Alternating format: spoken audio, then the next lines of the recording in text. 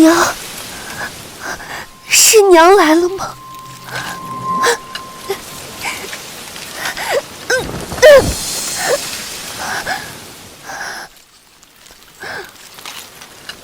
娘，女儿在这荒凉之地已经3年了，你怎么都没有来看看女儿？是的，我已经死了，他们不会再来看我了。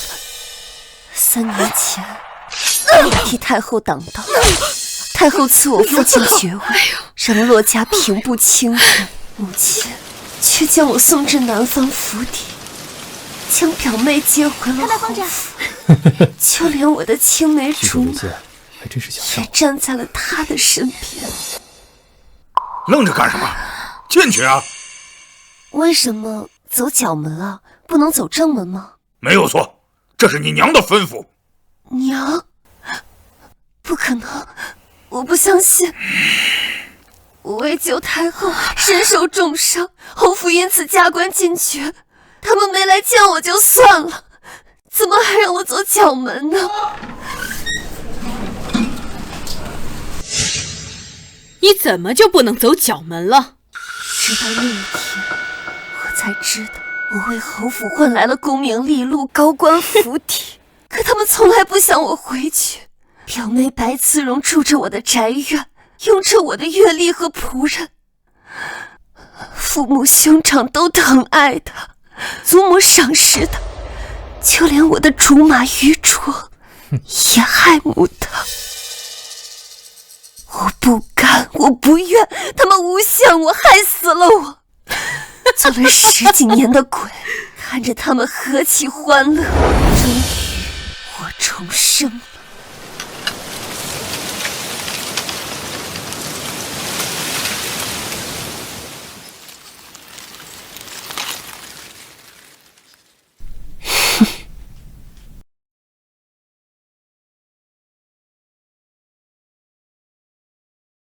去太后府上。可是小姐，夫人说让你直接回府。怎么？我说话你听不明白？是。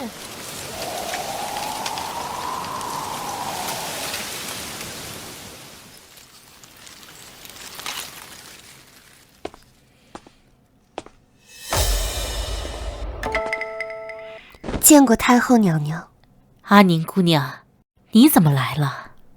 回太后娘娘，洛宁养病3年，伤势方才有些好转，本不想叨扰太后，但还是担心太后会因为上次的事受了惊吓，所以专程来看望您，也不知道是否会打扰太后。不打扰，来，坐到哀家身边来。太后，这位置民女不能坐。有什么不能做的？3年前，若不是你舍命相救，哀家早就下去见老祖宗了。说来呀，也是哀家不对，也没有去看看你，只是给你府上赏赐了一些官爵。臣女不敢，您洪福齐天，能为您挡刀，是民女的福气。哪儿的话？如今朝廷讲究礼仪治国，皇儿呢，尤其重视长幼之尊。当年赏赐的时候，你也不在，你母亲说你在病着，不方便露面，哀家没有看到你，倒是有几分担心。不方便露面，分明就是他们雪藏了我的功劳。民女也十分担心太后，所以特来看望太后。说吧，想要什么赏赐？太后，万万不可，您已经赏赐了爹爹、娘亲还有表妹白慈荣。哎，救命之恩，那点赏赐算什么？你尽管大胆的提。回太后娘娘，洛宁听闻太后素来喜佛，恰好今日民女要前往法华寺上香，还请太后赐下佛珠，让民女带去寺里祈福。随后民女一定会亲自奉还，届时佛珠沾染上佛光，定能护太后福寿绵长。阿宁姑娘，你可真是好心。罢了，赏你便是。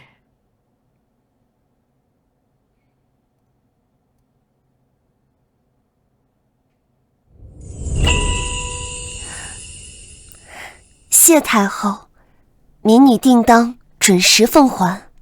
不还也罢。那民女便先行告退。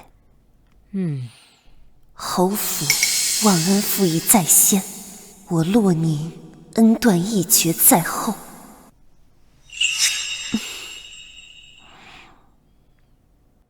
等等，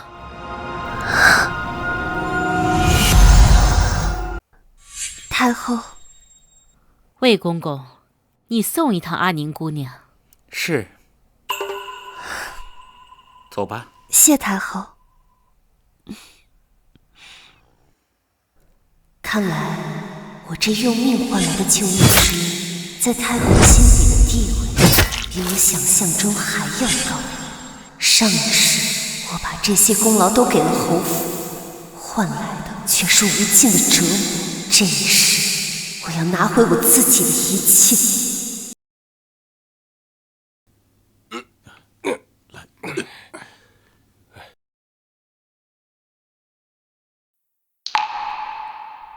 这是那位小王爷，日后会成为皇帝的王爷。这一世，我要想尽办法和他亲近一些。参见母后。母后，方才那时，她叫洛宁，阿宁姑娘。当年她救哀家的时候，哀家没仔细看。如今看来，这姑娘不仅心地善良，出落的也是十分大方。她对哀家有恩，你呢，又未曾婚娶，不如……深宫之中，如履薄冰。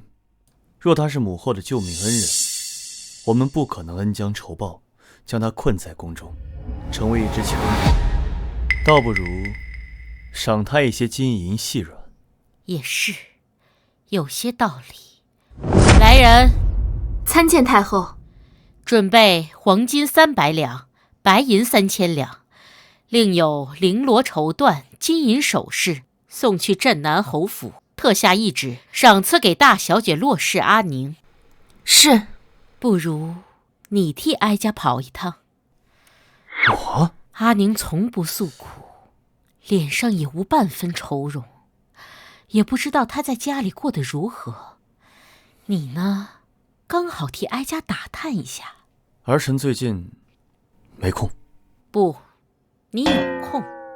这是南边进贡的浮光玉锦，也一并帮哀家送了。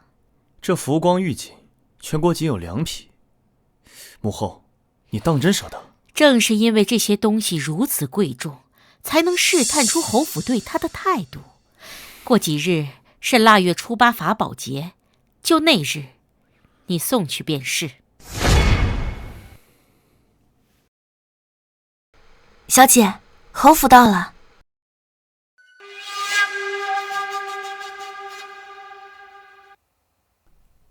走吧，魏公公。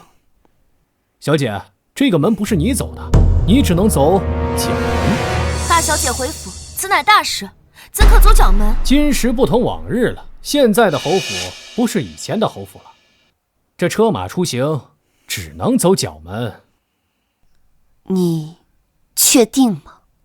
走角门的是上一世功劳被抢、被你们害死的洛宁，不是现在的洛宁。这有什么确定不确定的？还望小姐守规矩。既然如此，那就只能劳烦魏公公和我一起走角门了。什么？走角门？那是一般佣人才走的门。你是侯府大小姐，成何体统？还不快去把镇南侯请来！哎呀，魏公公，您还是别为难我了。在我们侯府，女儿家要守规矩。就是，你是什么人？这可是侯府的门口，也轮得到你一条野狗在这张牙舞爪的，还想见侯爷？好戏就要来了。什么？我是一条野狗？瞪大你的狗眼，给我好好瞧瞧，我这条野狗到底有没有资格进侯府？原来是太后身边的魏公公啊！还不快去请？是。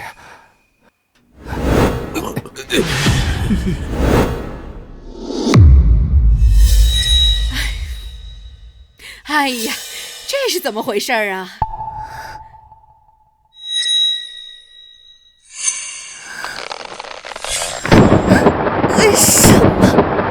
为什么？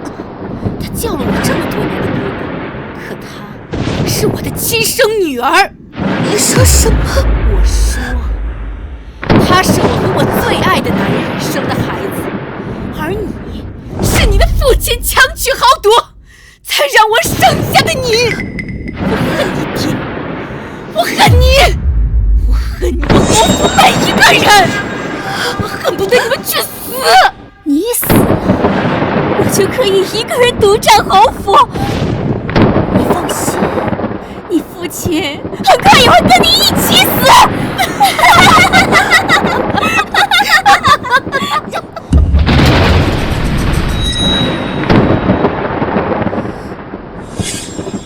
上天给了对付你们的机会，我不会放过你们的。娘亲，你总算来了。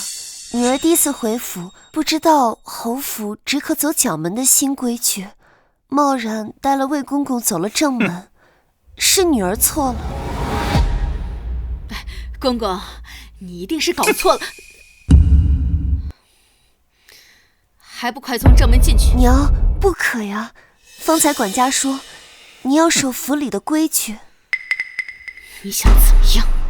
我听闻妹妹第一次来府上，可是全府上下都夹道欢迎。疯了！那女儿觉得我还是走角门稳妥些，是吧？还等什么？恭迎小姐！恭迎小姐！恭迎小姐！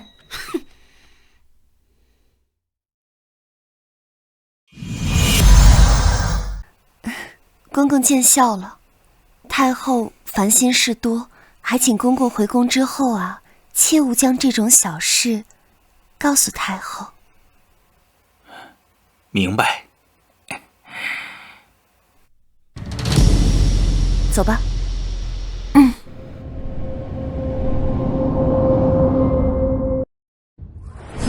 镇南侯府，我回来了，这只是开始。娘，他这样也太不把咱们侯府当回事了吧？等他进了侯府，我看他那什么嚣张！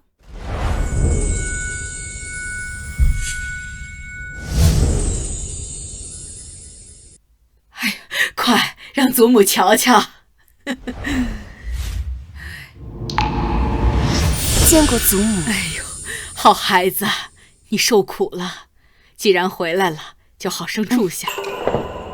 阿宁的院子收拾得怎么样了？娘放心，惠妇院我都安排好了啊。惠妇院，母亲，那我的文启院呢？是嫂子在住，还是哥哥在住啊？都不是，不是给嫂嫂住，也不是给哥哥住，那还有谁有资格住文启院呢？娘见识多，知书达理，应该不会将文启院安排给无关紧要的人住吧？姐姐，是我住了文启院。你表妹啊，前几日被眼着了，病了几日。法华寺的首座和尚指点了方位，叫她住文启院才压得住。原来还真是一个外人住。什么外人？洛宁，你没有必要在这种事上和你妹妹计较吧？计较？娘，如果不是我替太后挡了一刀，南下养病3年，哪里来的这偌大的侯府？母亲是不是本末倒置？够了！你才刚回来，切不可恃宠而骄。你想想，是你受了伤，天家才赐了这侯府。你爹爹面子上不太光彩，时时提起，叫你爹颜面扫地，反而是你的不对了。施恩不图报，何府才会感激你？好一个施恩不图报，踩着我的血肉往上爬，还想把我一脚踹开。哎呦，我瞧着这表妹，倒是与母亲有几分相似啊。祖母，您说是不是啊？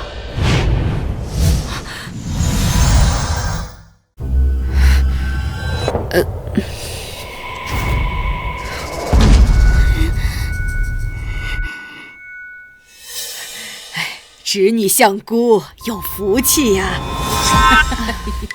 姐姐，我们是一家人，如果你想住，你可以告诉我，我可以让给你。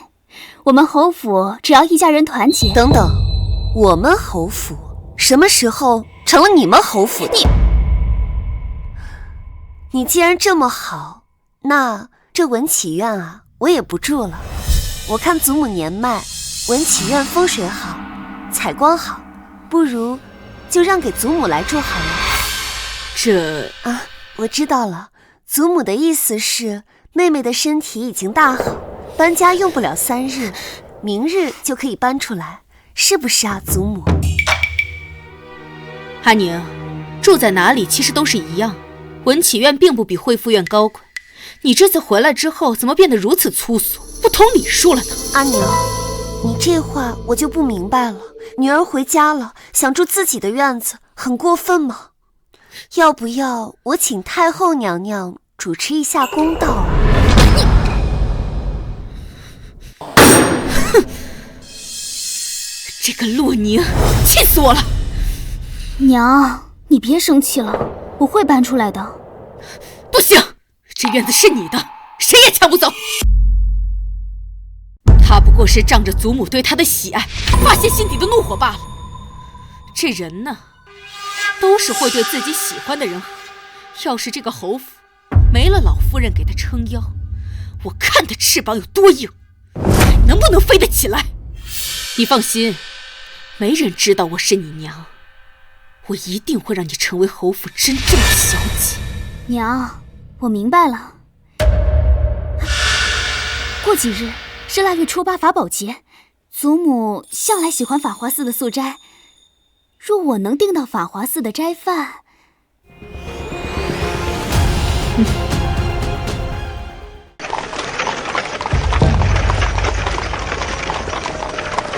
停车！王爷，他们这是在做甚呢？谢谢师傅，谢谢师傅，谢谢师傅。阿弥陀佛，谢谢师傅。今天是法宝节，法华寺的僧人正在散佛粥。散佛粥。上次母后说要赏赐洛宁。过几日是腊月初8法宝节，就那日，你送去便是。改到法华寺。是。祖母，今年法宝节我抢到了法华寺的素斋。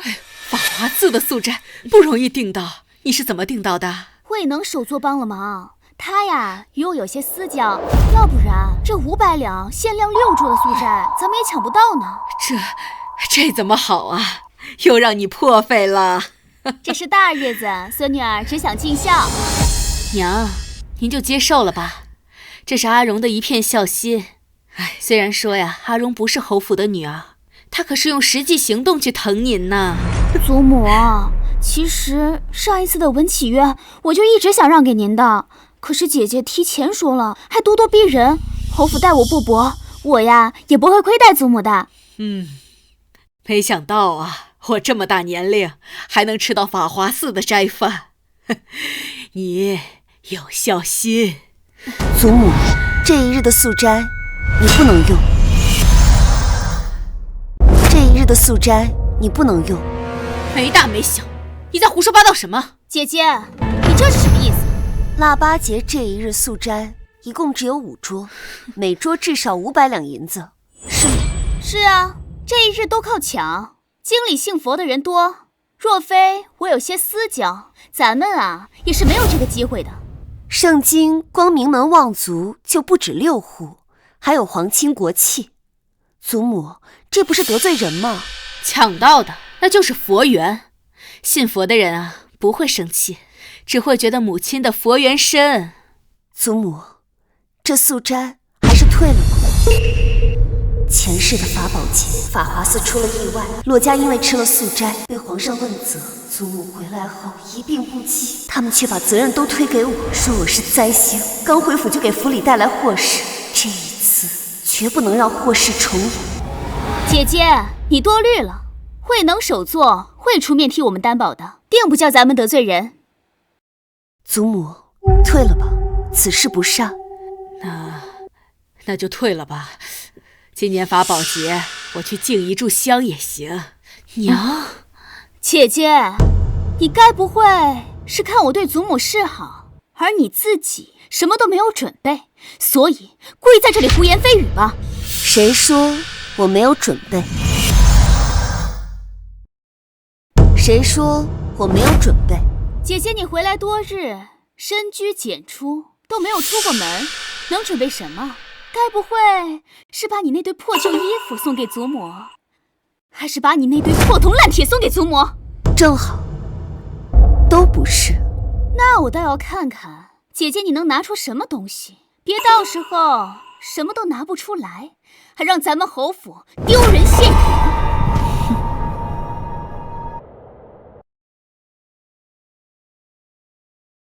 祖母，法宝节的时候，您带着他去吧。这佛珠平平无奇，看起来也不是什么贵重物件。这普通的佛珠，怎么能跟法华寺的素斋相比呢？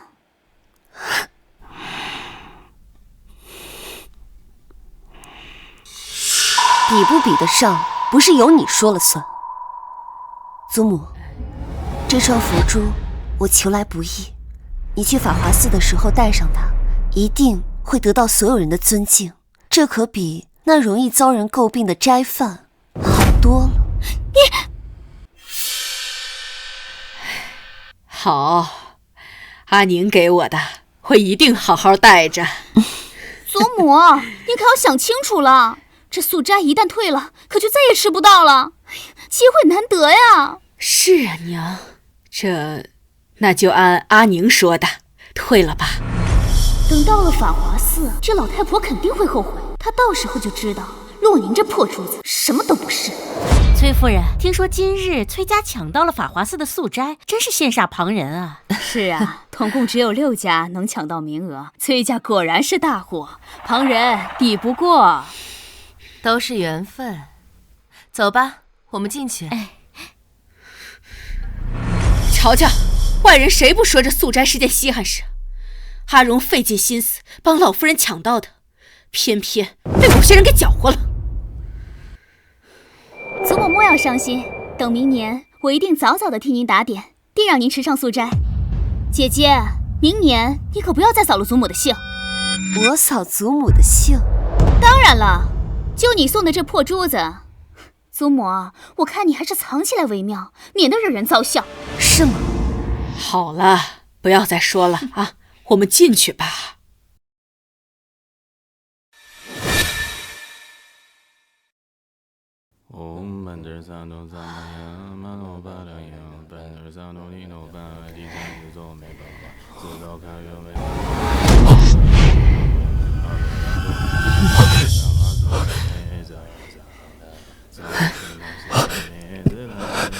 都怪你！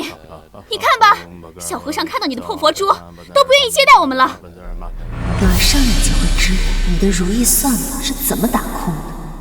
王爷，法华寺到了。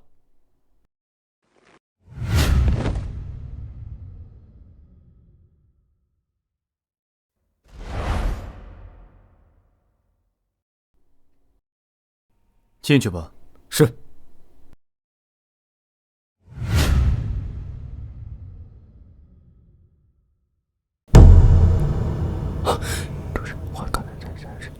什么？带着太后的佛珠来的？是的。哟，这不是镇南侯府的老夫人吗？怎么，今天上香没有订斋饭就来了？早就听闻这镇南侯府平步青云，却实力不济，想不到这传闻居然是真的。都怪你，要不是你，祖母不会如此丢人。祖母能不能得到尊重，你一会儿便知道。凭你手里那枚破佛珠，洛宁，平时在家也就算了，今天来的法华寺，对你的祖母和侯府都是至关重要的，你可不要胡来。正是因为重要，所以才送祖母佛珠啊。放肆！真是丢尽侯府的脸。有没有丢尽，不是娘亲说了算。慧能大师到！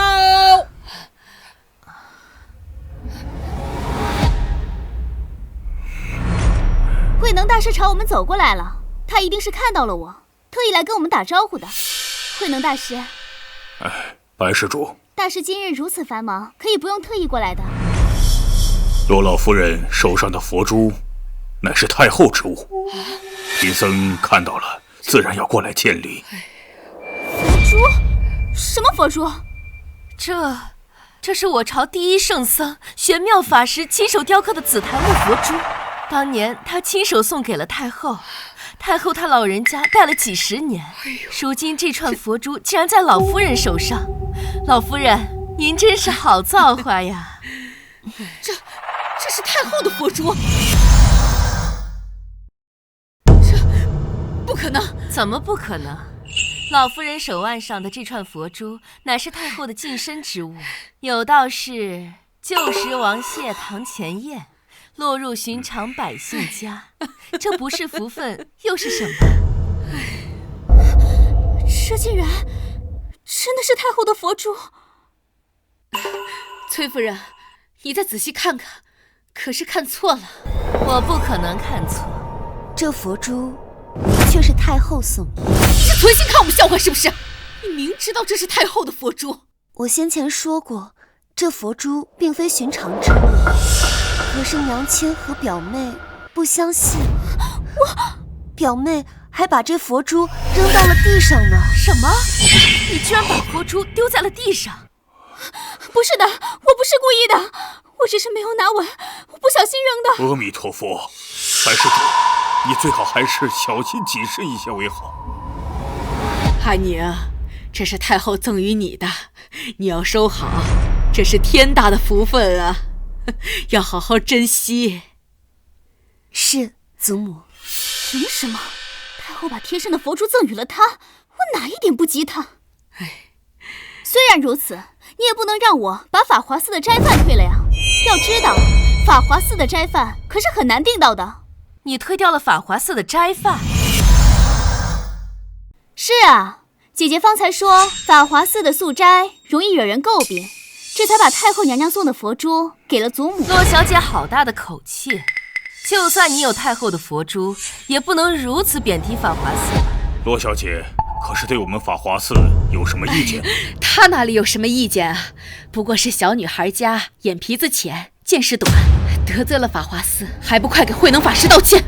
丢人现眼的东西！我丢人现眼？好啊，那娘亲便将侯府的门匾还给我。你说什么？爹爹的官爵，娘亲的诰命，都是我舍身救太后换来的。娘亲若是看不上，那便还给我，正好让太后封我一个郡主。你在胡说八道些什么呀？哪有女儿越过父亲去封郡主的？都是受父恩。既然如此，那娘亲受不住便憋着，我想做什么就做什么，你管不着。洛宁，你也太没有规矩了。好啦，阿宁啊，也是一片好心，我们上完香了，我们可以回去了。阿宁，我们回家。慢着，既然来都来了，老夫人不如就同我等一同用膳，正好我们那桌还有几个空位。像老夫人这等福泽深厚之人，若是肯赏脸前来，便是我崔氏的荣幸了。真的吗？祖母，我们留下吧。崔氏可是上京望族，如果我攀上他，以后有钱的夫君岂不是唾手可得？是啊，娘，素斋难得呀。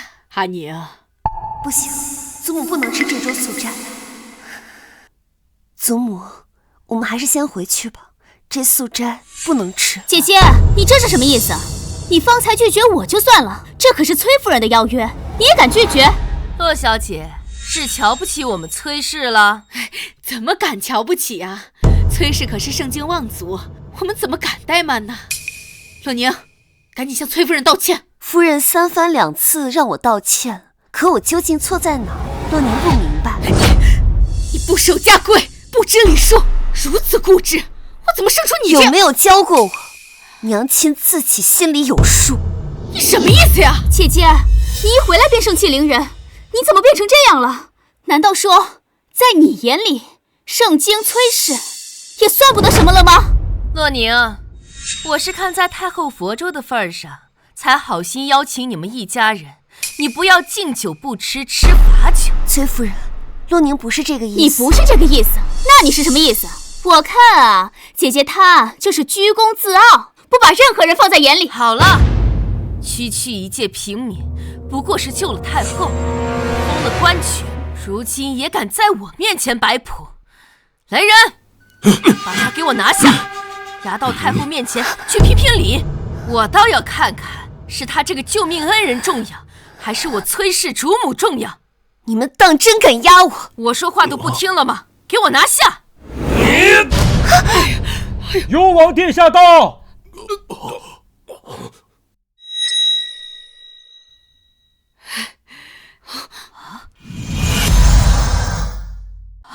幽王怎么来了？还不赶紧退下！他就是幽王，攀上他，那我岂不是幽王妃了？参见幽王。参见幽王殿下。免礼吧。幽王殿下，不知道您来了，有失远迎，还望见谅。你是何人？我啊，是镇南侯府的表小姐。不认识，让开。你便是洛宁吧？是。母后让本王赏你些东西。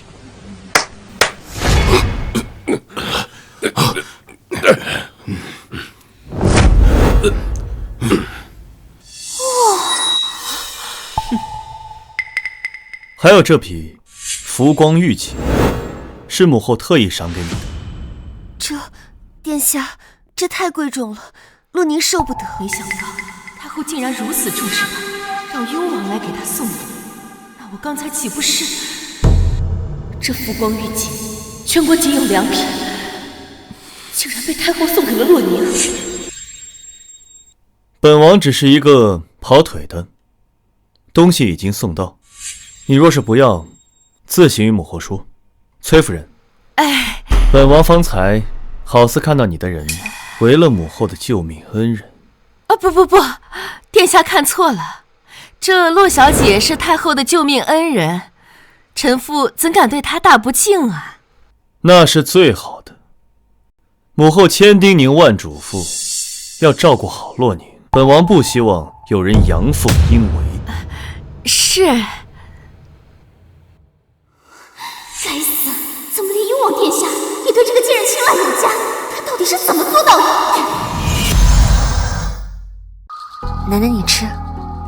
阿宁啊，你的性格平庸，不太会讨人喜欢。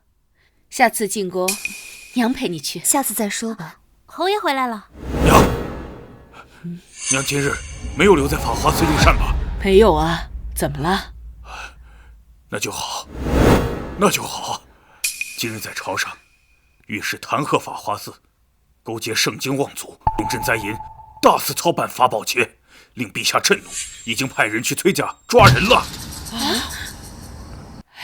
阿宁啊，多亏了你，叫我呀拿佛珠不吃素斋，要不然啊，今天抓他就是我们了。你有心了，眼下咱们爵位未稳，凡事都得虚心谨慎为好。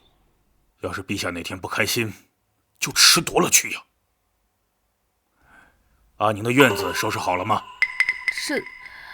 如今我的院子被阿荣表妹住着，我暂时跟主母住在一起。不像话！阿宁都回京快10日了，还住在娘那里。3日内将文祈院给我收拾出来。是。好一招兵不血刃，连我都被他拿捏了。娘，这个洛宁一回来就屡屡针对我，你的计划是不是会受影响？你放心，娘一定会替你收拾的。立刻修书一封给大少爷，让他立刻回京。是。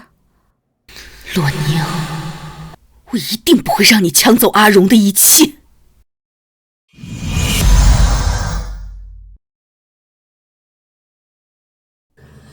太后娘娘，去了法华寺才知道，这串佛珠如此珍贵，让您的心爱之物完璧归赵，臣女不胜感激。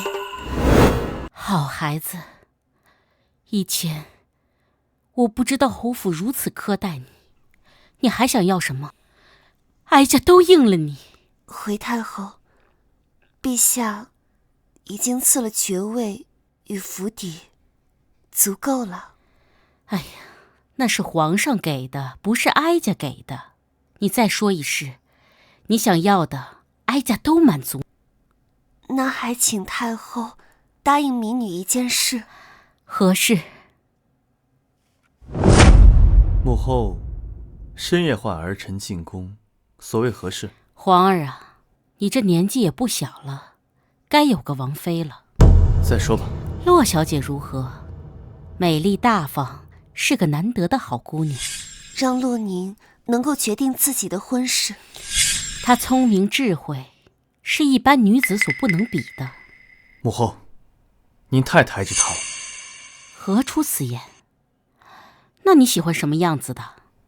镇南王府的表小姐，听闻也是声名显赫。庸脂俗粉，人品堪忧。你若顽固，哀家就让陛下下旨赐婚，到时候可由不得你。那还请洛小姐早日投胎，争取做个好人。你，儿臣告退。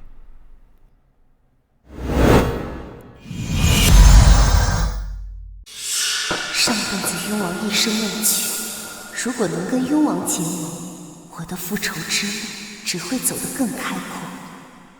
太后娘娘，哀家本想撮合你和雍王，现在看来是不可能了。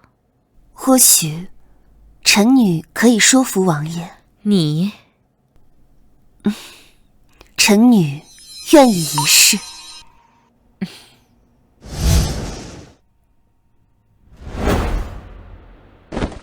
你有事找本王？臣女听闻太后娘娘说想请皇上给王爷指婚。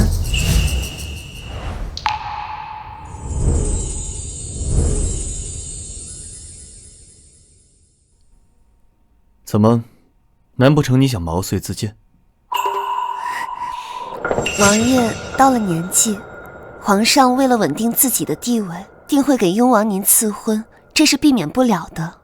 可王爷您娶了其他人，到时候您身边可就多了一个陛下的眼线。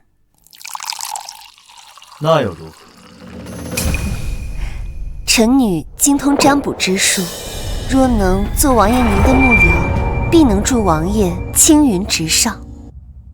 天下能人如过江之鲫，区区一个幕僚，你觉得能打动本王？如今皇上、太后、群臣都盯着王爷您的婚事，日日计较，想必王爷您也是心烦的紧。既然如此，那不如做权宜之计。臣女家世微薄，一切只能依仗王爷。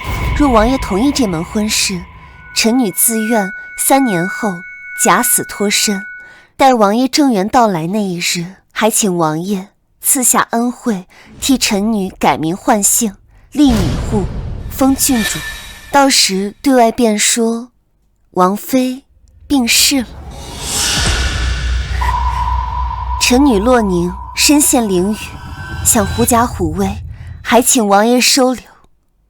立女户，封郡主。洛小姐，你要陷本王于大不敬。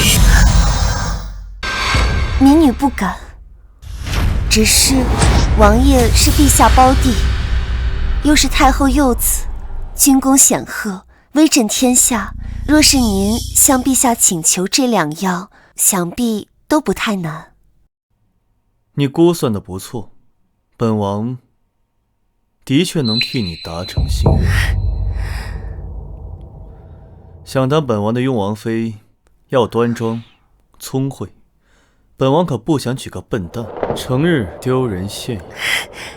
洛宁定不会给王爷丢脸。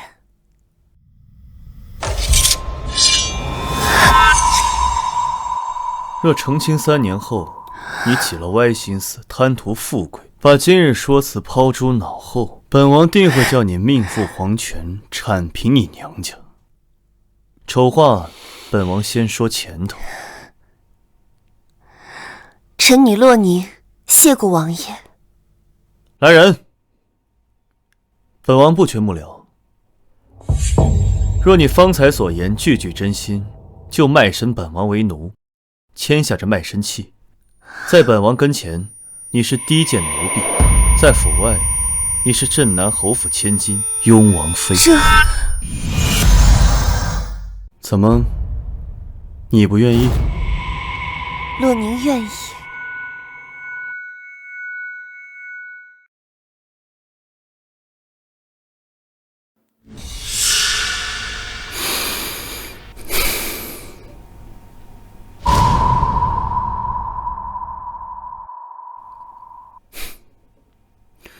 下去吧，周副将。王爷，拿块令牌给准妃。有此令牌，你可自由进出雍王府。记住你今天说的话。洛宁记住了。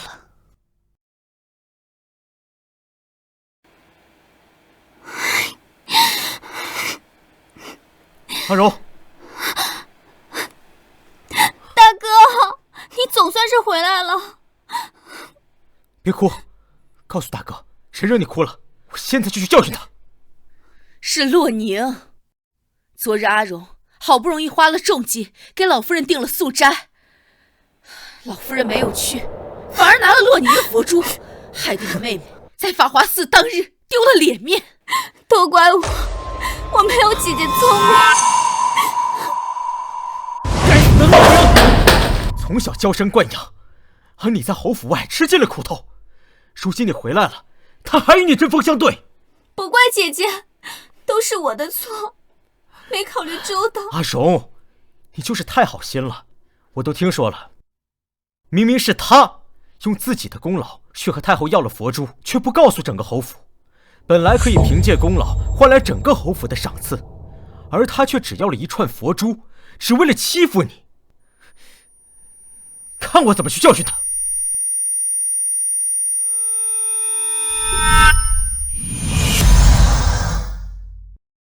秋兰，把我的长鞭拿来。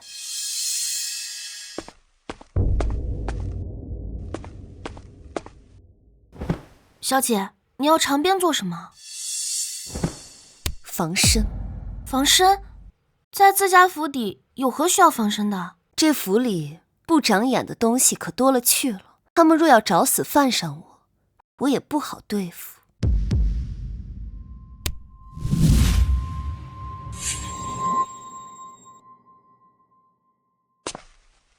站住！瞧见哥哥视若不见。大哥，没规矩，非要点你才知道叫人。大哥，我才瞧见你，你如此苛责我，是我有哪里做的不好吗？放肆！我不过点你2句，你竟然敢诘问我，我看你啊，真把自己当侯府的天了。汉宁姐，汉宁姐，大哥是侯府嫡子，更是你的长兄，他教训你天经地义，你何必咄咄逼人？你们是眼瞎了还是耳聋了？咄咄逼人的分明是你们。大哥，汉宁姐好凶，我好害怕啊！跪下！我看你真是不知道天高地厚，今日我就要替父母好好教训教训你。无缘无故就要教训我吗？大哥，你是不是越俎代庖了？爹娘还没发话呢，大哥的眼里还有爹娘吗？你还敢顶嘴？给我跪下，否则别怪我动手。难道我还怕你不成？长兄如父，今日我就好好教训教训你。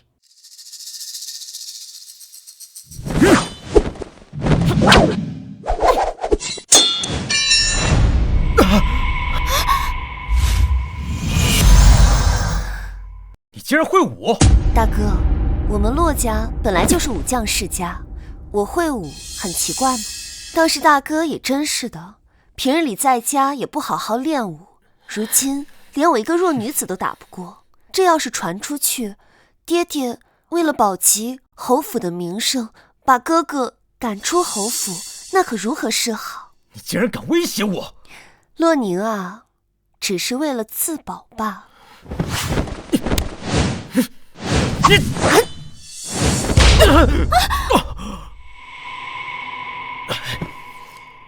竟然敢动手！我若不动手，难不成还自寻死路吗？若非顾及长兄之名，我看你恐怕不是我的对手。今日不好好教训教训你，我看你是不知道什么是长幼尊卑。看剑！大哥，我可是你的亲妹妹，你怎么可以这么对我？我没有你这个妹妹！住手！住手！爹，你怎么来了？爹，莹儿，没事吧？混账东西，敢对你妹妹动手！侯爷，你怎么能踹莹儿呢？洛宁，是不是你又挑事？娘亲，不是这样的，是哥哥说自己实力不济，怕传出去，外人会说我们镇南侯府不是靠实力走到今天的地位，所以他来找我练练剑。可我没想到，哥哥这几年没有好好习武，实力不行。哥哥被我看穿之后，勃然大怒，他竟然想杀了我！你胡说什么？莹儿怎么会？住手！当着我的面还想打人吗？侯爷，都是他挑拨是非。我刚刚都看清楚了，就是他故意刁难阿宁。阿宁不过是一个弱女子，他竟然利剑出鞘，伤害自己的妹妹。若不是阿宁躲得快，那一剑就刺穿阿宁的胸口了。姑父，您误会了，是阿宁姐姐谢夜月冒犯大哥，又对他下手，十分凶狠。侯爷，你都听到了吧？都是他的错，阿姨是无辜的呀。大哥，表妹，你们在胡说些什么？我这个细胳膊细腿的，而哥哥却5大3粗，你说他打不过我，谁相信啊？爹，你相信吗？眼见为实，耳听为虚，退一万步讲，即便是真的，身为侯府长子，打不过自己的妹妹，更是丢人现眼。侯府的名声都是让你给败坏了，在这里给我罚站2个时辰，好好的反省反省。在这里给我罚站2个时辰，好好的反省反省。爹，这么冷？是啊，侯爷，这洛宁心性刁钻，要不是他去欺负莹儿，莹儿也不会如此啊。这里天冷风大的，您就让他回去吧。冷？你一个堂堂男儿，怕什么冷？爹，哼！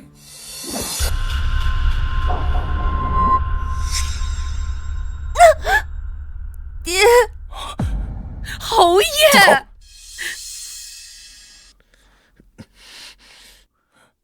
回去记得上药。谢谢爹。你这个贱人，都是你陷害我。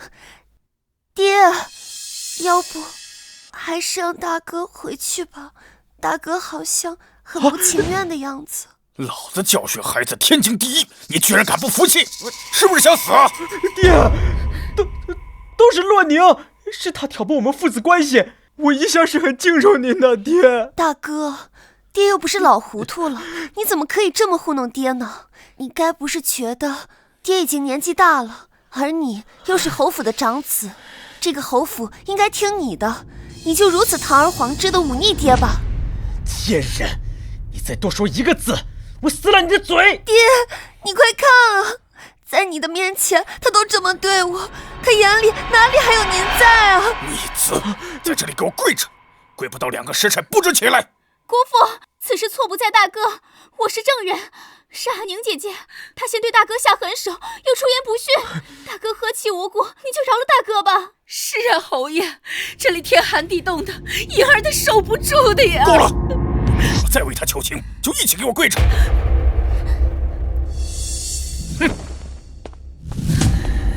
洛宁，你也太过分了吧！他是你的血亲兄长，你居然这么恶毒！娘亲，这就是恶毒了吗？那方才大哥和表妹对我做的又是什么？娘亲，你要是不想认我，那就让他们2个做你的孩子吧。你如此苛待我，难不成我不是你亲生的？阿荣表妹才是。你在胡说什么？你在胡说什么？算了，儿女大了不由娘，你们兄妹打断骨头还连着筋呢。我替你们求情，我是里外不是人。这件事随你们闹去吧。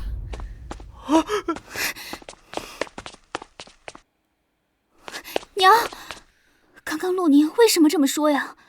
他该不会是发现什么了吧？必须要想个法子把他送走了。洛宁不能再留在府里了。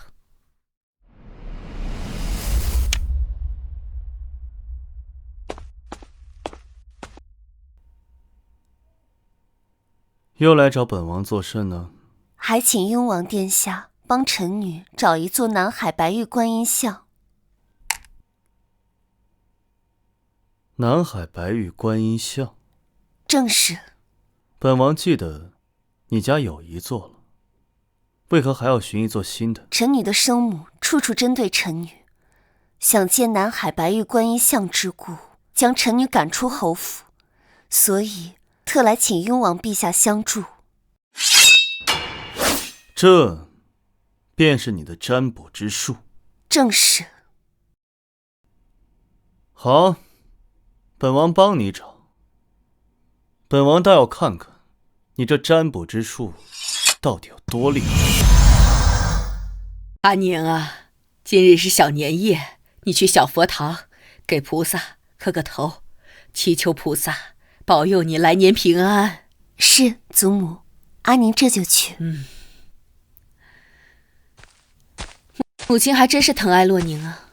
在我们侯府，每个小年祭拜观音像都是最重要的事，这是头祭，寓意着来年能走在第一个。想当初在我们洛府的时候，为了走在第一个，那可是挤得头破血流啊。洛宁这孩子呀，乖巧得很，若不是救了太后呀，我们洛家这辈子呀都得不到这种待遇。他是我们家的福星，第一个进去也是正常。也对。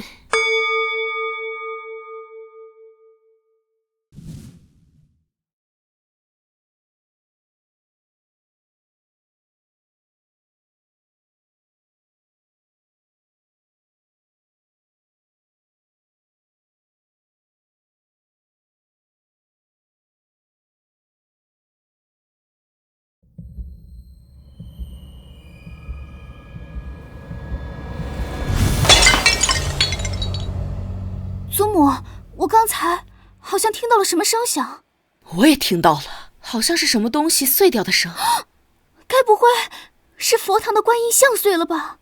那可是侯府寄养了多年的菩萨，怎的洛宁姐姐这一拜就碎了？难道菩萨不喜欢她？阿宁！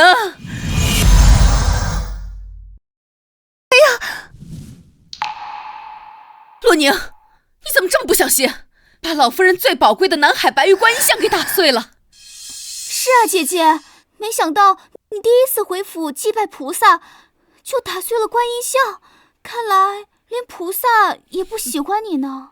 亏得祖母让你第一个就来祭拜。阿宁，到底是怎么回事啊？祖母，你听我解释。有什么好解释的？肯定是洛宁的八字和菩萨犯冲。娘，我们赶紧把他送走吧，要不然菩萨会惩罚我们侯府的。哎呦，怎么会这样呢？祖母，我只不过一不小心打碎了东西，秋兰还不快收拾？别动，这可是南海观音像，稀世珍宝，价值连城啊！阿宁啊，你怎么如此不小心啊？是啊，姐姐，收拾干净有什么用？碎了就是碎了，这是不祥之兆。洛宁，都怪你平日里太过于尖酸刻薄，这事连菩萨都看不过去了。人在做，天在看，这是菩萨在警示你。娘，他今日必须走，否则咱们侯府将不得安宁。对呀，祖母，你都看到了，这是菩萨的旨意。怎么会这样啊？我只不过是一不小心打碎了一个小物件，也不知道表妹和娘亲为何如此冒进，是着急送我走吗？小物件，哼，姐姐，你未免也太不把侯府的手机当一回事了吧？南海观音像怎么会是小物件呢？这可是稀世珍宝，你疯了吗？阿宁，过分了。祖母，你先别动气。表妹，先前你在外面只听到了声音，那你是如何知道我打碎的就是南海观音白玉像呢？莫不是表妹提前知道了这佛像会碎，所以故意陷害我？你胡说什么？这个佛堂里面只有这白玉观音像是易碎的，不是他能是谁？是吗？可是这佛像不是好端端的在这里吗？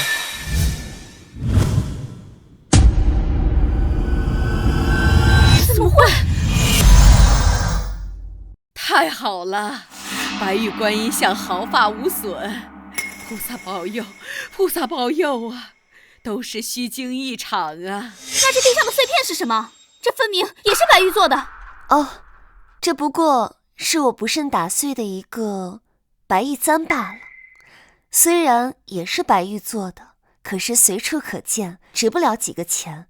也不知道为什么表妹这么心疼呢？这怎么可能？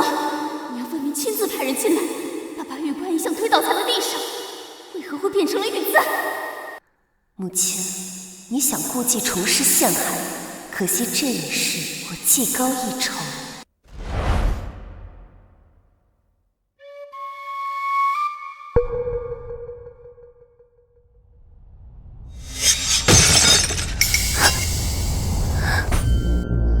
小姐，这可怎么办？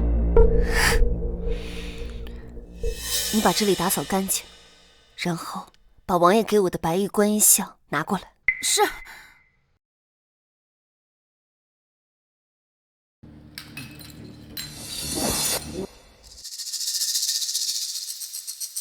小姐，还好你提前向王爷请了一尊观音像，否则我们今天就要吃怪落了。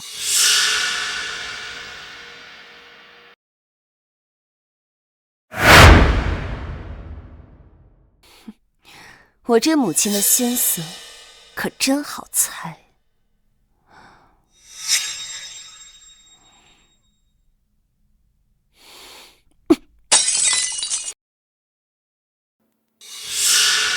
祖母，抱歉，是我太担心了，才会关心则乱。这佛像稳坐在佛台上，并非一阵风就能吹倒的。若非有人故意推倒它，一般情况下可是不会碎的。表妹和娘如此惊慌，好像是提前知道了这个佛像会碎啊。还不是你平日里做事冒冒失失的，让人不放心。老夫人，既然没事，我们就先出去吧。好。爹，我们走快点，听下人说，小佛堂的这个白玉观音被洛宁打碎了，这可是不祥之兆啊，一定要把他赶出府。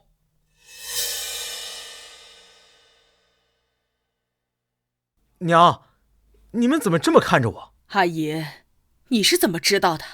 阿宁把白玉观音像砸了。祖母，这还用问吗？今天是洛宁记头记，不是他打碎的，还能有谁？爹，你看，这地上还有玉石碎片。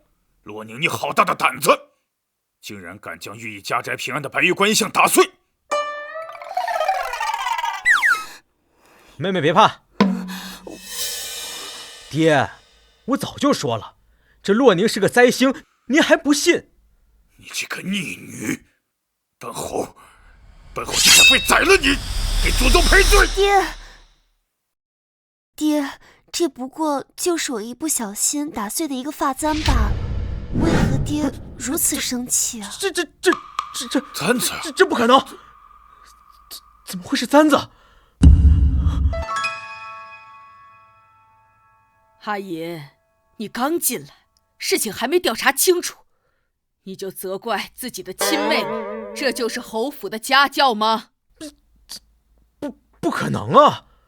刚刚通报的小厮，他说，原来大哥并没有亲眼看见我打碎了观音像啊，而是听了小厮一人之言，就断定是我打碎的。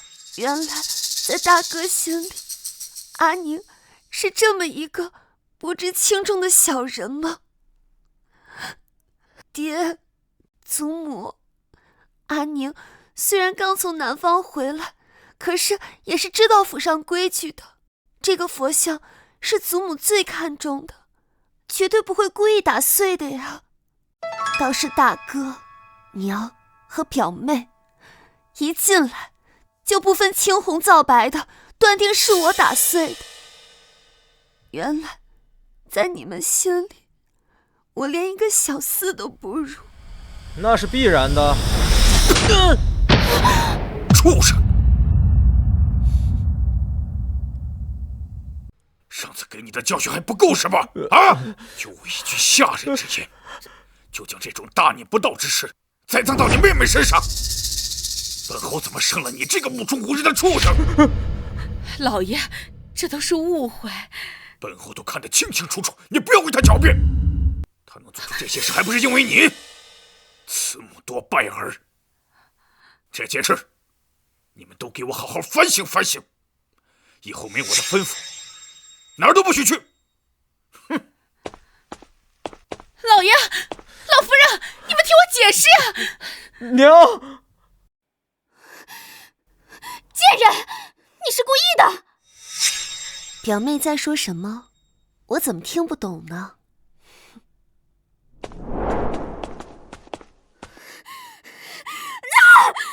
该死的洛宁，我要跟你势不两立！小姐，您这样得罪夫人和表小姐，恐怕以后在府中会寸步难行。不用怕，兵来将挡，水来土掩。这辈子我再也不是任他们欺负的洛宁了。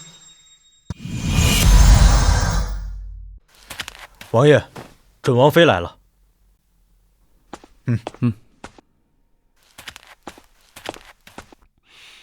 王爷，坐。侯府的事情，本王听说了。你是如何得知你母亲会打碎雕像陷害你的？臣女精通占卜之术，所以骗太后的说辞，就不要拿来敷衍本王了。是。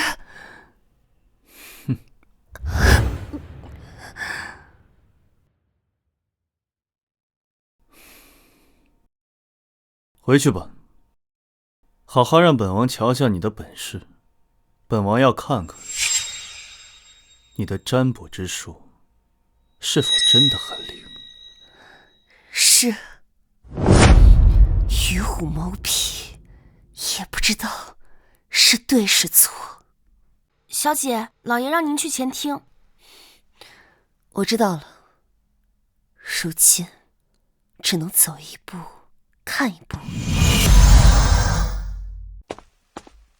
爹，您找我。3日后长公主举办千秋宴，你跟着一起去凑凑热闹。是啊，好不容易回来了，出去转转也好。是，谢爹爹祖母。姑父，我也要去。你还在闭门思过，不准去。老爷，蓉儿已经知错了，你就让她去参加千秋宴吧。对啊，爹，千秋宴3年才举办一次，到时候京都名流都会参加，让阿荣去见见世面也好。她又不是我镇南侯的女儿，需要见什么世面？宁儿，你先下去，记得好好准备准备。是，爹。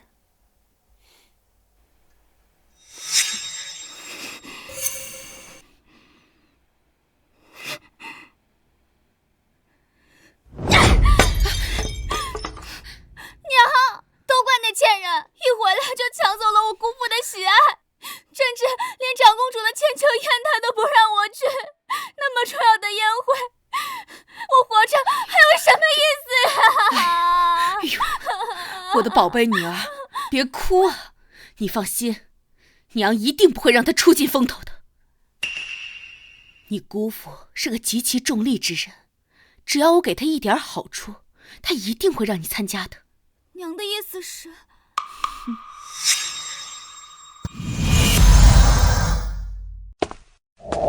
侯爷，这是我娘家送来这个月1万两的分红。这么多呢？啊！我大哥说了，多谢侯爷对阿荣的照顾，所以这个月多给了一些。如果我们继续对阿荣好啊，下个月他还会更多给一些呢。大哥有心了啊！那侯爷，让阿荣去参加千秋宴一事，既然是大舅哥所托，那就让他去吧。这点小事你安排就好。谢侯爷。小姐，听说老爷又准许表小姐去参加千秋宴了，这男人心可真是海底针啊！去就去吧，有我这个娘在，我爹是不会真的禁足白慈荣的。夫人也真是的，明明你才是太和老爷的亲生女儿，为何他总是对表小姐这样好？因为来人呐！救命啊！小姐，你看，宋姨娘摔倒了！来人呐！救命啊！来人呐！救命啊！宋姨娘，你没事吧？大小姐，求求你，快救救宋姨娘吧！快来帮忙！来，那件不行，这件也不行，我到底该穿哪一件去长公主的千秋宴啊？小姐，不好了，宋姨娘在大小姐门口摔倒了。你说什么？您早上不是让我在大小姐门口放薄冰，设计她摔倒吗？但是刚才不知怎的，宋姨娘竟走到大小姐的门口，一不小心踩到薄冰，摔了一跤。你个蠢货，这点小事都办不好！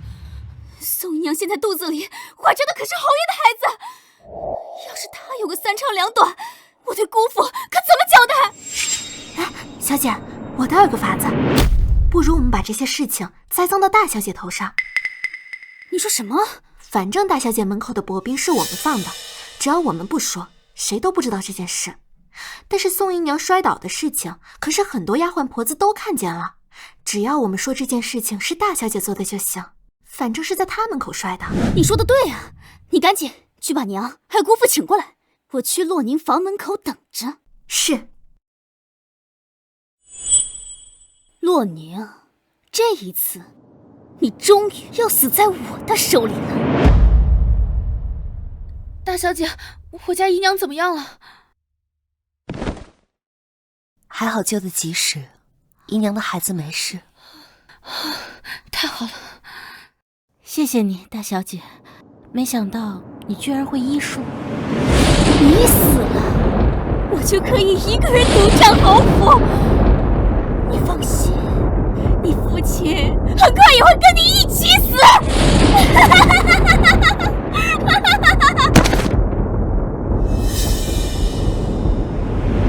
如果你也曾经遍体鳞伤，你也会。你说什么？没什么。姨娘，你为何会突然摔倒在我的门口？我也不知道，我只是路过你房间门口，就好像踩在了什么冰面上，突然就滑了一跤。冰面？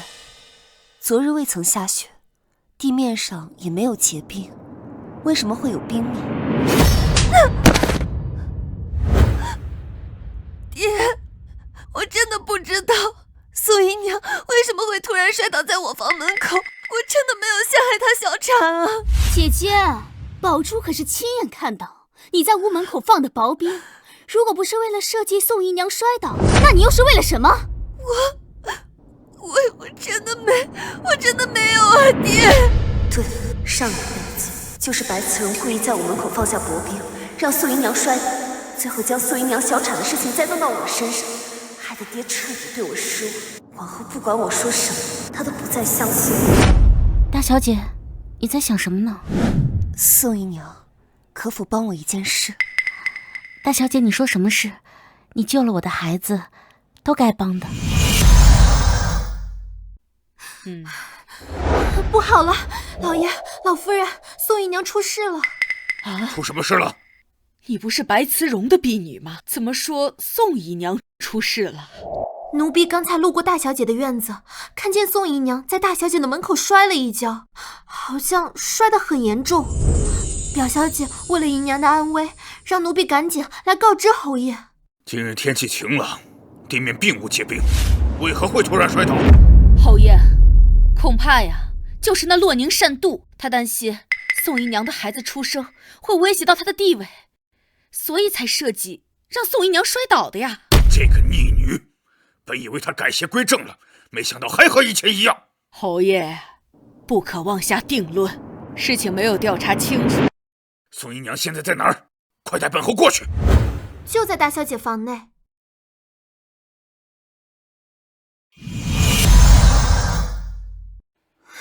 祖母、姑姑、姑父，你们可算来了。现在不是讲虚礼的时候。宋姨娘现在如何呀？我也不知道，姐姐一直把房门紧闭，谁也不准进去，我都快担心死了。你去敲门，我看谁敢拦着。是。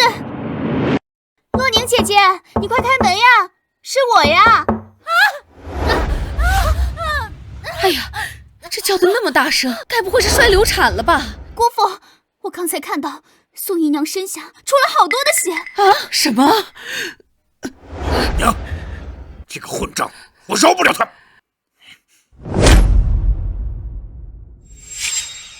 侯爷，您不能进！滚开！你算什么东西？连侯爷也敢阻拦？爹，你怎么来了？混账东西，连自己的手足之亲都敢陷害！侯爷，你为什么要打我家小姐？为什么？这还用问吗？当然是你家的小姐做了不该做的事情。你，表妹，我什么时候做了不该做的事？明知故问。洛宁，你不要以为你摆出一副无辜的样子就能瞒天过海。在你这房门口发生的事情，我和你爹可都知道了。都知道了？那爹岂不是知道宋姨娘摔倒的事情？不好意思啊，姐姐，我一不小心路过你的院子，看见宋姨娘居然摔倒在你的房门口，我也是出于好心，这才去通知了姑父还有姑母。你知不知错？爹，洛宁不知自己何错之有。你冥顽不灵！侯爷还和他废什么话？阿荣，还不快去掀开帘子，叫大夫来好好医治宋姨娘。是。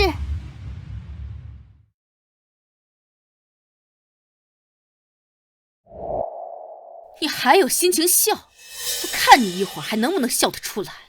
还是娘要趁现在多笑一会儿，不然一会儿还就真笑不出来了。宋姨娘，你没事儿吧？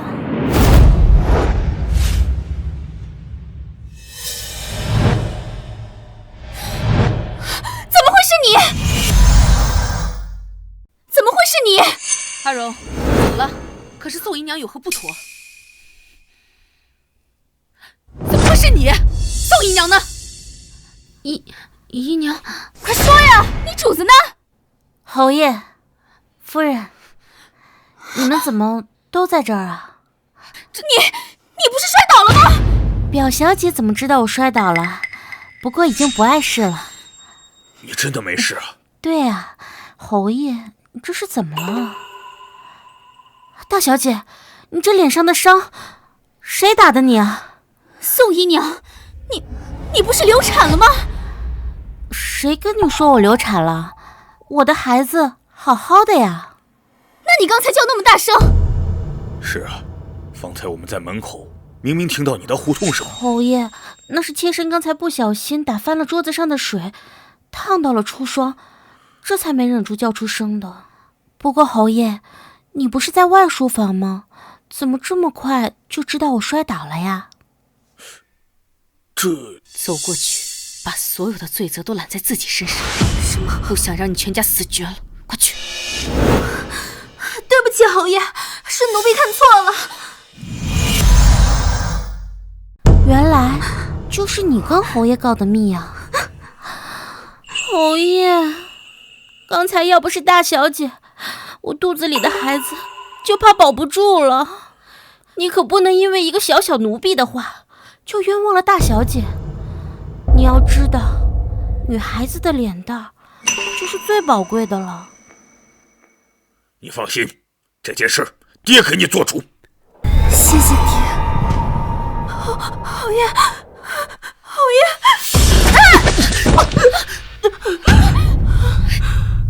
大胆恶仆，竟敢诬陷主子！将他拖出去，打断双腿，扔出侯府！小姐，小姐，小姐！你姑父现在正在气头上，你不要惹他不管。好好管教你身边的人，若是今后再有人敢诬陷阿宁，我饶不了你！是，侯爷。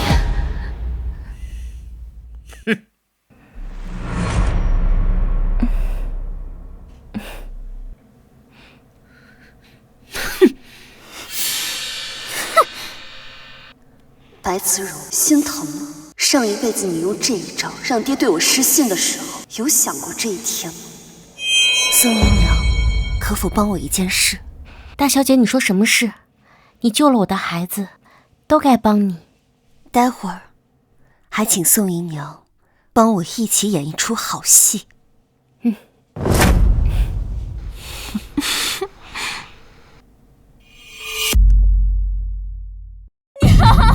怎么办啊？宝珠是我最好的朋友，他从小就跟我一起长大的，我以后再也见不到他了。别哭，能为你挡灾，那是他的福气。今日的事分明是那洛宁故意做的局，我想不明白，为什么自从他回来以后，我们所有的计划都不顺利。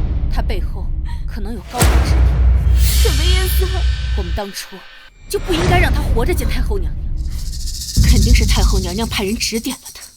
他现在有太后撑腰，我们要是想杀他，可就更难了。找一个靠山容易，失去一个靠山也很容易。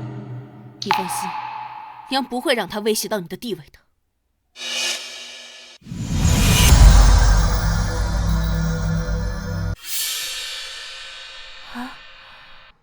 小姐，这夫人送的都是些什么衣服？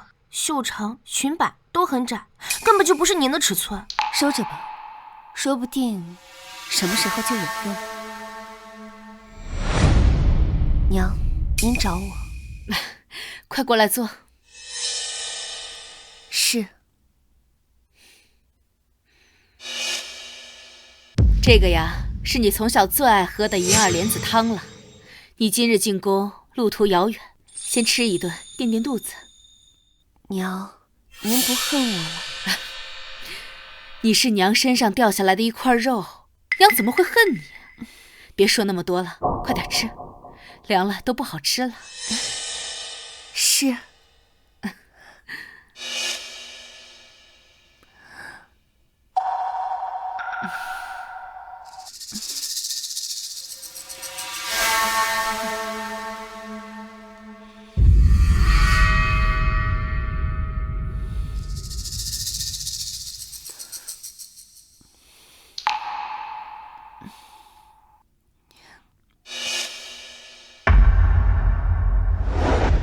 娘，那我就先告退了。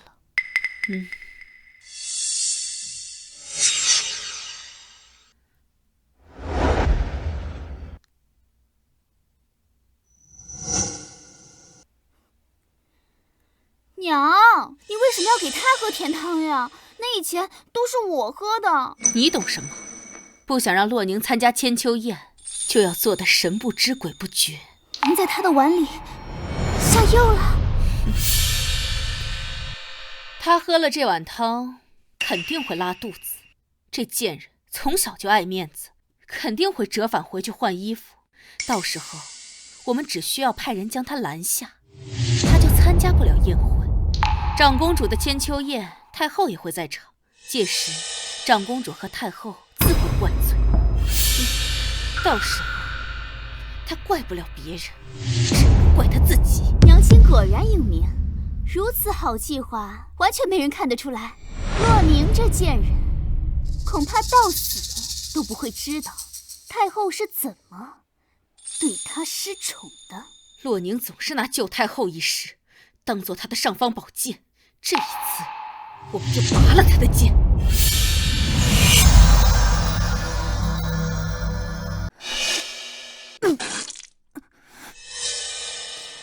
小姐，你明知道这甜汤有问题，为什么还要喝呀？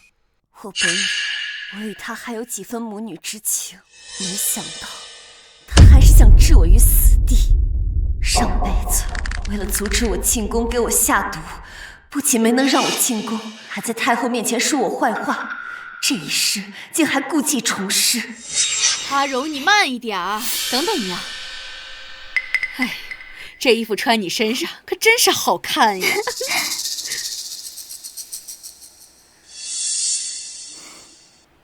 小姐，他们也太过分了，竟然不等你就走了，没有了马车，我们如何进宫啊？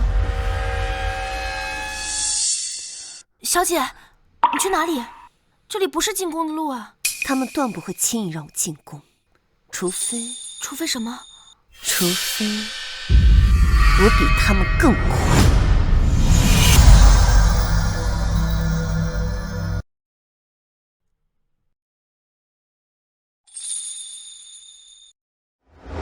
今日长公主千秋宴，你打算进宫要饭？我没有衣服穿。周副将，去库房找一件斗篷，给准妃。是。穿得如此寒酸，让外人知道了，还以为母后苛待救命恩人。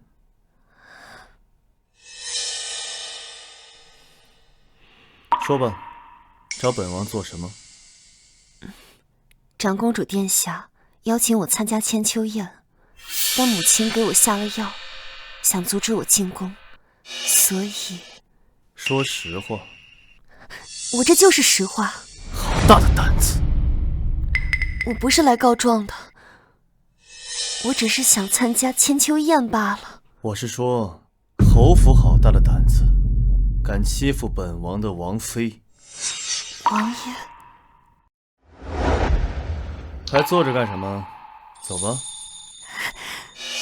谢王爷。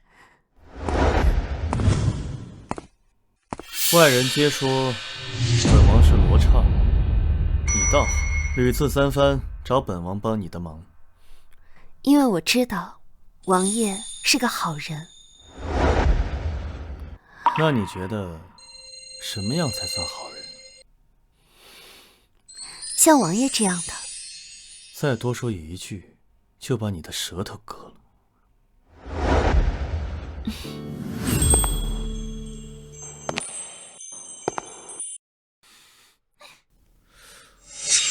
王爷什么时候话这么多了？哎，小姐，等等我们！王爷，等等我们！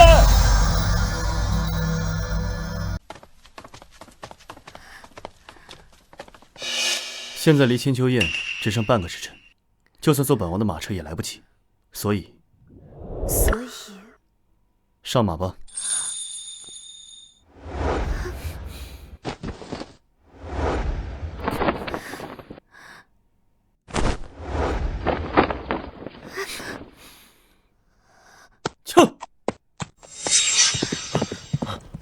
王爷，小姐，你们倒是等等我们呀！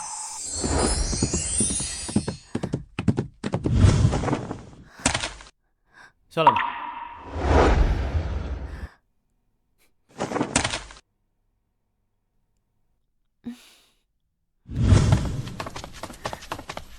儿臣给母后请安了。臣女见过太后娘娘、长公主殿下。免礼。你们怎么一起来了？路上偶然遇见的。哦，那还真是挺凑巧的。我瞧这洛姑娘身上这件斗篷，是前年母后赐给二弟的吧？儿臣突然想起还有要事未办，先行告退。来，到前面来，让本宫好好看看你。是。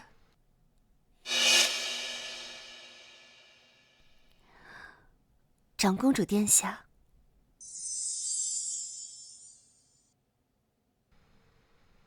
本宫刚刚回宫，就听闻你不顾性命安危救了母后，还要多谢你。洛宁不敢居功，太后娘娘乃一国之母，我相信无论是谁遇到那种危急的情况，都会挺身而出的。救人二字说容易，但做起来却很难。本宫知道你这次也是元气大伤，这是本宫特意求来的平安符，赠予你，希望你日后都平平安安的。洛宁不敢要，这太贵重了。收下吧，这也是长公主的一片心意。谢长公主。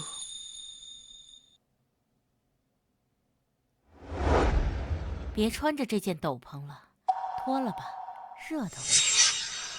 这禀太后，镇南侯夫人。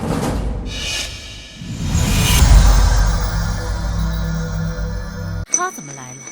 哀家好像不曾邀请过他。本宫也记得没有。镇南侯夫人说，她是特来向您告罪的。告罪？太后娘娘，臣女先行回避了。你先到后边歇着，哀家来好好会会你的母亲。是。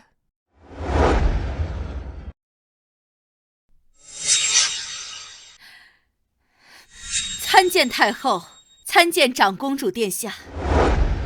百氏，你今日来所谓何事？回禀太后，臣妇告罪。你告何罪？太后因向来疼爱洛宁，特地邀她前来千秋宴。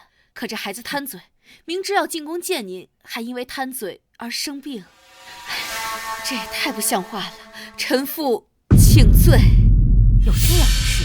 是啊，他离开府里这几年，缺了教养，这么重要的日子都不知道小心，辜负了您的美意。臣妇特地叫来了洛宁的妹妹前来参见太后。臣女白慈荣参见太后娘娘。长公主殿下，这不是哀家赐给洛宁的浮光玉锦吗？怎么会在你的身上？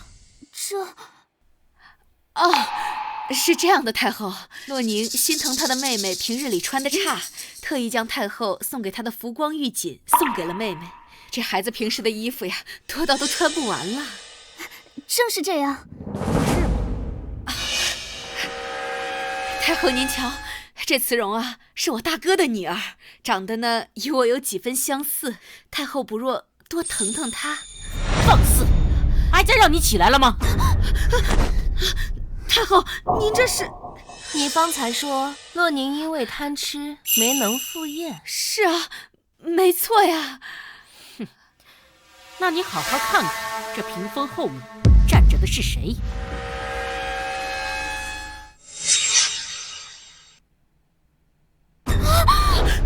你怎么会在这里？娘，我明明好端端的在这儿，您怎么说没来呀？我明明看到他喝完了那碗甜汤，为何他平安无事？今天早上明明是你送我出来的，还给了我碗甜汤，现在怎么这样构陷我呀？他到底怎么做到的？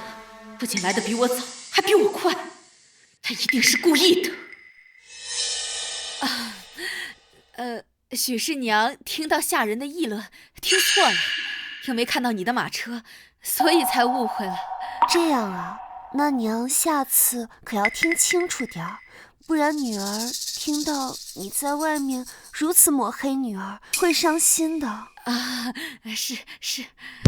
对了，我方才听说您要把妹妹介绍给太后娘娘，那不如让妹妹上来吧。娘。既然宁儿在这里，那你妹妹就不上去了。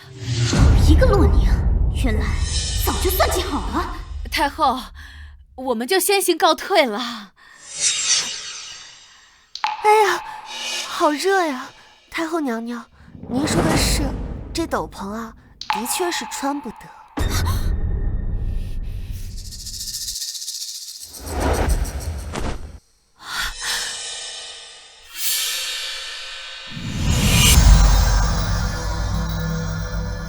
宁，你……太后娘娘，怎么了吗？来人，把他们给我拿下！太后，你不喜欢我们，臣服走便是了，何必要刀剑相向呢？这就是你说的衣服多到穿不完？是啊，放肆！在母后面前也敢胡言乱语。本宫问你，他身上的浮光玉锦到底从何而来？是臣妇偷偷拿走的。臣妇偷偷拿走了太后给洛宁的赏赐。大胆！哀家的赏赐也敢偷？把他们2人带下去，各打20大板，再把衣服给我扒下来，让战南侯带回去好生管教。是，带走。太后饶命啊！太后，我不要被扒衣服！公婆，求你救我！太后，一切都不是慈容的错，都是我的主意，求你不要怪罪慈容。这浮光玉锦在谁的身上，哀家就会找谁的麻烦。带走。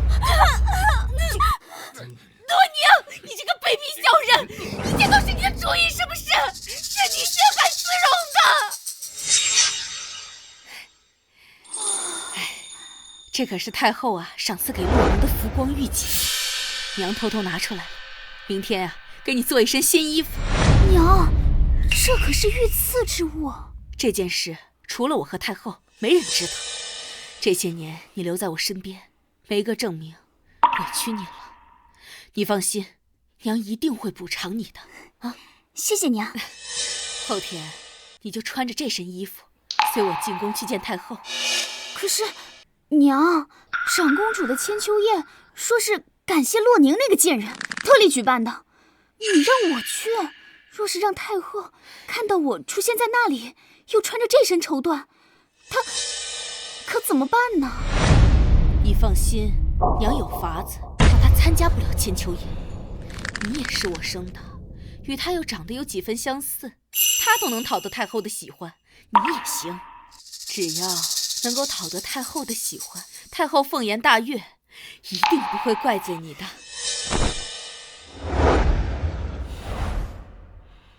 小姐，今日去宫中赴宴，您怎么穿得如此寒酸？万一被人看到了呢？就是要让人看到，而且人越多越好。搬起石头砸自己脚的滋味，如何？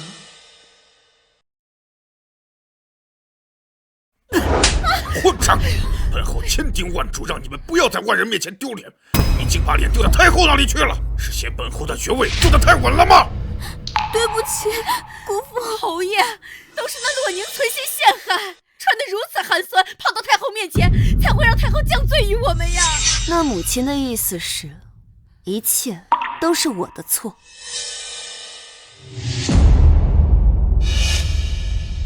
你这个贱人，竟然还敢回来！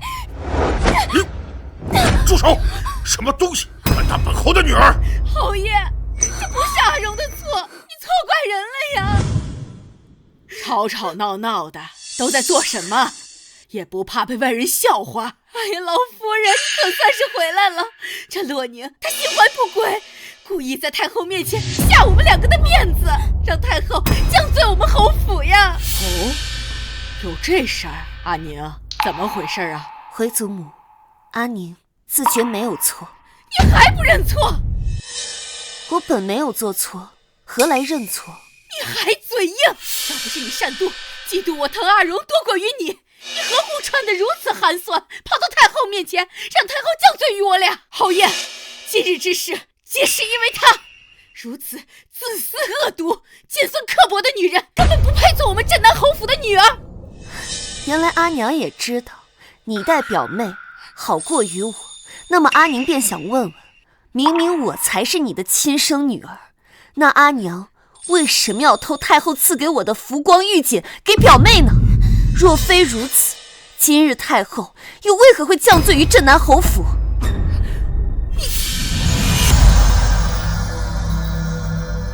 你说什么？祖母没听明白。祖母，你还不知道，今日千秋宴上，母亲用太后赐予我的浮光玉锦给表妹，做了一身新衣裳，还让表妹穿着这身衣裳去太后面前。太后发现了，自然震怒。什么？白氏，太后的赏赐你也敢偷？我是她母亲，恩赏母寿，我只是拿了她一匹锦缎而已。说到底，她眼里根本就没有我这个母亲。阿宁啊，不管怎么说，她是你的母亲。出门在外，咱们做晚辈的还要给长辈留个面子。祖母误会了，洛宁并非故意想这么做，而是实在是没办法，所以只能这么做。说什么？你这话什么意思呀？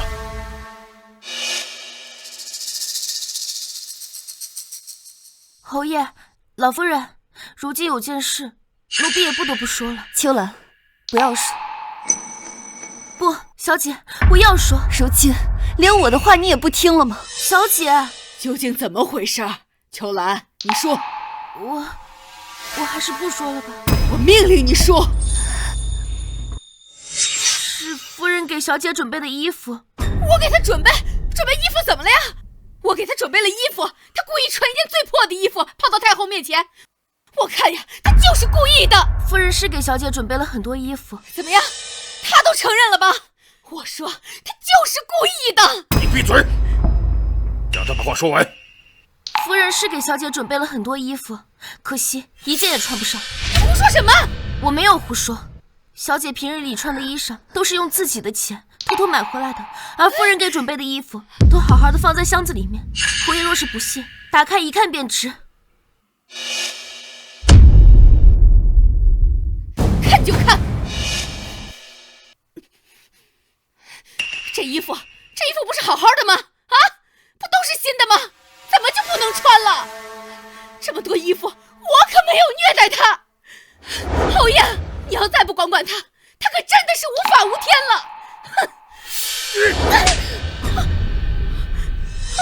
侯爷，你这是做什么？做什么？你看看，这些都是什么？侯爷，你这是……睁大你的狗眼，给我看清楚！这些衣服从料子到大小，哪里合适？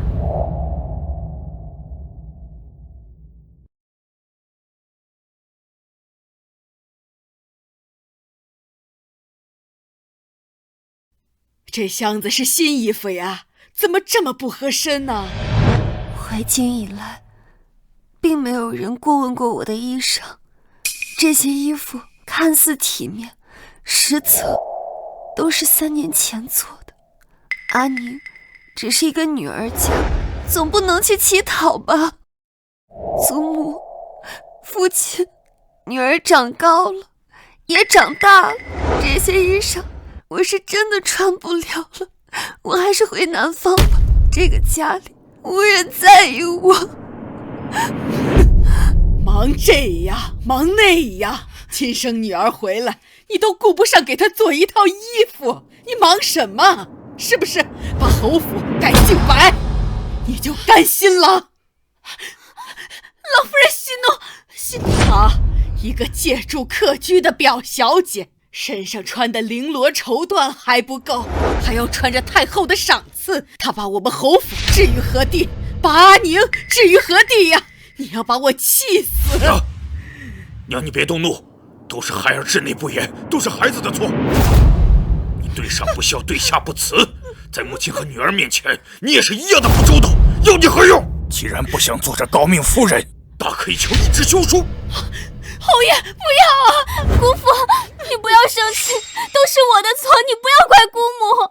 自打你来到侯府，家里就没有一天安生过，你给我滚一边去！侯爷，千错万错都是妾身的错，你要打要骂，妾身不惯。你不要为难孩子。你儿子是孩子，侄女是孩子，阿宁就不是你的孩子。但凡你有一份心在他的身上，何至于让侯府今日丢了这么大的脸？既然你要问责，那我便问责。来人，拿笔墨来。侯爷，你要做什么呀？既然你看不起镇南侯夫人的身份，那我便休妻，还你归宁。不要，侯爷！不爹，你干什么？你娘她不愿意待在这个家，我还她自由。娘，爹说的都是真的吗？不是，侯爷，我不想离开这个家，我也不想离开你。那你为何把这个家弄得乌烟瘴气、四分五裂？是我平日短你吃喝，还是少你穿戴，让你故意与我为难？爹，娘只是一时糊涂。爹，您看在我的份上，您原谅娘一次吧。毕竟，她是您的发妻呀。老爷，我错了，我知道我对阿宁不好，你不要休了我，不要休了我，我一定会好好补偿阿宁的，我一定会好好补偿的。3天时间，3日内，如果阿宁对你有任何不满，我跟你没完。侯府的繁荣是阿宁用命给的。是。起来。上一辈子你为了那个男人恨不得离开侯府这个囚笼，怎么这次爹真要休你还舍不得？麻利点啊，快点给放进去。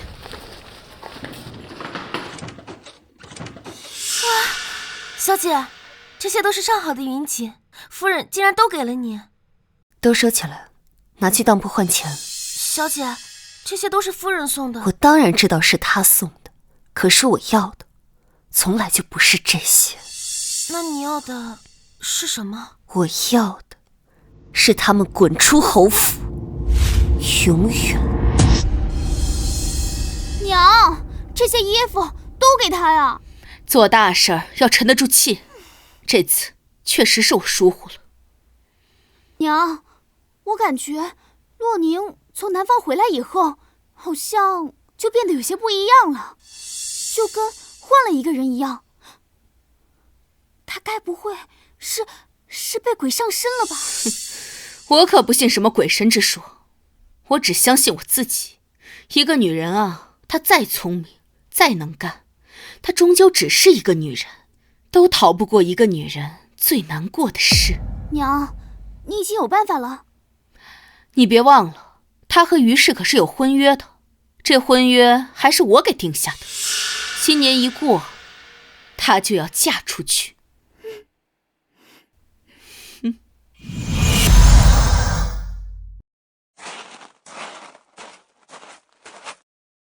谢谢王爷的衣服。这才像个准王妃的样子吗？谢谢王爷上次帮我入宫。举手之劳，不必言谢。干什么？民女还有一事相求。你的事情太多了，不帮。这是最后一件了。什么？王爷准备什么时候娶我呀？啊！王爷，你好脏啊！你们女子说话都这么直白的吗？只有我一个。王爷，您上次答应我的，该不会想退婚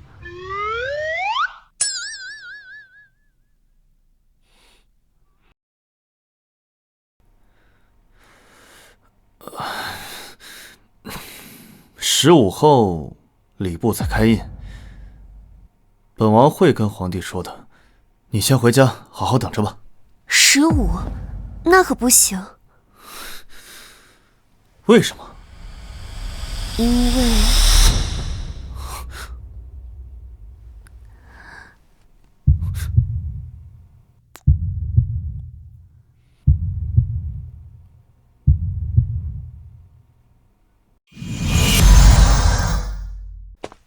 娘，听说你找我。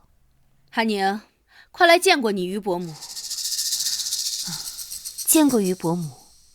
这位就是阿宁吧？没想到出落得如此大方。来，这是给你的见面礼。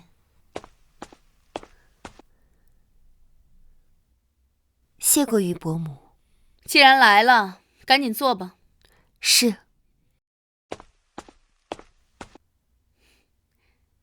哈宁，这位啊是你的于卓阿兄，你们俩小时候啊那可是最要好的。该来的还是来了。见过余卓阿兄。洛夫人，这位应该是你的亲侄女吧？果然跟传闻中一样，天仙一般的人物。谁若是娶了她，那真的是好造化呀。没错，我们阿荣啊，生的就是一副好相貌，这走在人群中啊，那都是焦点。那不知白姑娘可有定亲啊？还没呢，我这做姑姑的正寻摸着要给她找一户好人家。平时啊，不好意思，侯爷，是小辈不知礼数，冲撞了白小姐。没关系，咱们还是先聊正事。在聊正事之前，我还有一句话要问洛小姐。阿宁，听闻你在邵阳3年，怎么不在当地寻一门姻亲呢？于夫人，这是什么意思？我们家和余家有婚约，我在外面寻姻亲，那是什么道理啊？难不成这是余家的家风？你敢骂我？你们洛家就是如此纵容小辈的吗？阿宁，你在家顶撞长辈也就算了，怎么还能冲撞客人呢？快给于夫人道歉！娘，客人如此冒犯我，你不维护我也就算了，居然还让我给客人道歉，您这是瞧不起爹，还是瞧不起我们侯府呢？你都给我闭嘴！于夫人，你若瞧不起我镇南侯府，今后大可不必来往。之前2家口头允诺的婚事，余家可是打算反悔了？既然侯爷问了，我也就不藏着掖着了。我们家阿卓马上就是正3品骁骑大将军，前途无量。而你们镇南侯府不过是一个空壳子，一直在原地打转罢了。要说怕，我们家还真不怕你们家。你说什么？我说呀，我们家阿卓就是个傻孩子，管不住自己的心，对白小姐动了情。这反正都是一家人，和谁结不是结呢？不如洛夫人就把白小姐许配给我们阿卓，岂不是两全其美之好？你做梦！哎，洛夫人，你这是什么意思啊？你这侄女不过是一介商贾之女，我们家阿卓能看上她是她的福气。这福气给你要不要啊？于夫人，我镇南侯的女儿还抵不上一个商贾之女，是又如何？于夫人，你当真想要悔婚？我自己的儿子，我有什么能不确定的？有的人就没人看得上，要我说呀，就不要死缠烂打我那飞黄腾达的儿子了。我这也是为了你好。于夫人可真是会颠倒黑白，明明是你们想要毁约，却不肯承认错误，还口口声声是为了我好。怎么，让我爹娘吃了亏，难不成还要感谢你们不成？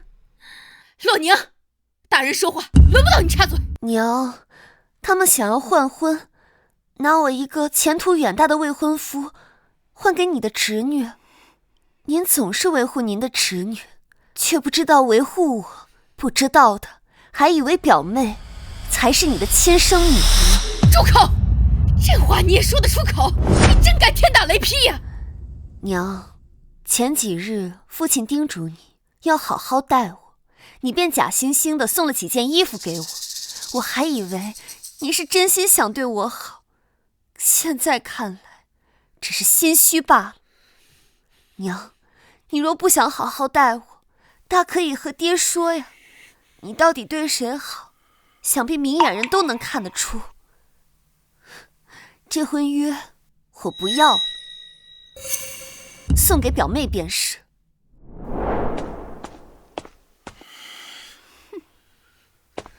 小姐，您别伤心。我伤心什么？走，我们一起去看看王爷的聘礼送到哪里了。好。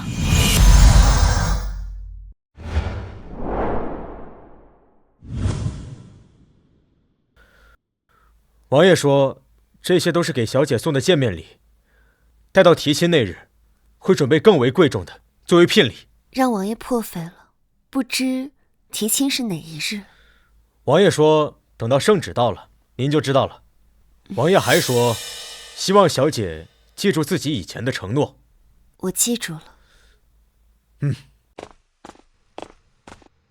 小姐，王爷对你可真大方，这么多银两，要用多少年才能赚得回来啊？把这些都收起来，切勿让旁人看见。是。安宁，听说你从邵阳回来就闹了不少的事儿，你怎么不知反省，还在四处乱逛？你是何人？轮到你让我反省？你忤逆生母，还抹黑白姑娘，犯了这么多的错事，还理直气壮。我什么时候抹黑表妹了？是表妹自己说的吗？姐姐，我没有。不要再说了，我不想听这些。你再怎么狡辩，也于事无补。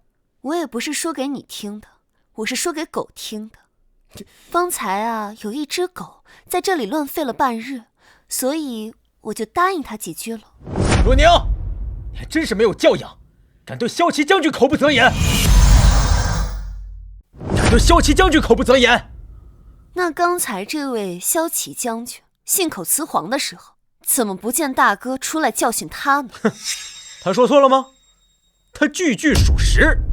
句句属实，听信谗言，连是非都不分。若我去太后面前告他一状，这骁骑将军还不知道明天能不能够保住。姐姐，我们只是在聊家常，并无恶意，你别怪将军。洛宁，你这么造口孽，将来不怕下地狱割舌头吗？你们污蔑我，又以多欺少，肆意抹黑我，这地狱啊，有了你们，怕是早已满满当当，再也容不下我了。来人，把我的棍子拿过来！我今天就要替父亲教训他，不把他的嘴打烂，就对不起我们洛家的列祖列宗。哼，洛隐，你要是敢动我，我就让你后悔终身。哼，你一个女儿家，你还敢威胁我？今天我就算打死你，父亲也不敢对我动真格的。大哥，我还有于将军都可以为你作证，今天的事错在姐姐，你作为兄长教训他，天经地义。没错，洛言，你尽管动手。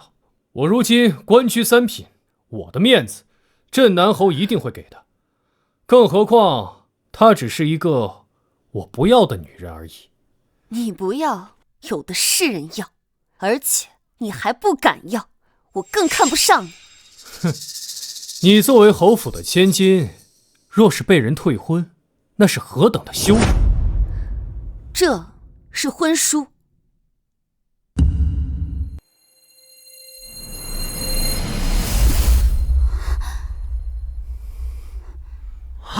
你给我看好了，今日是我先退的婚。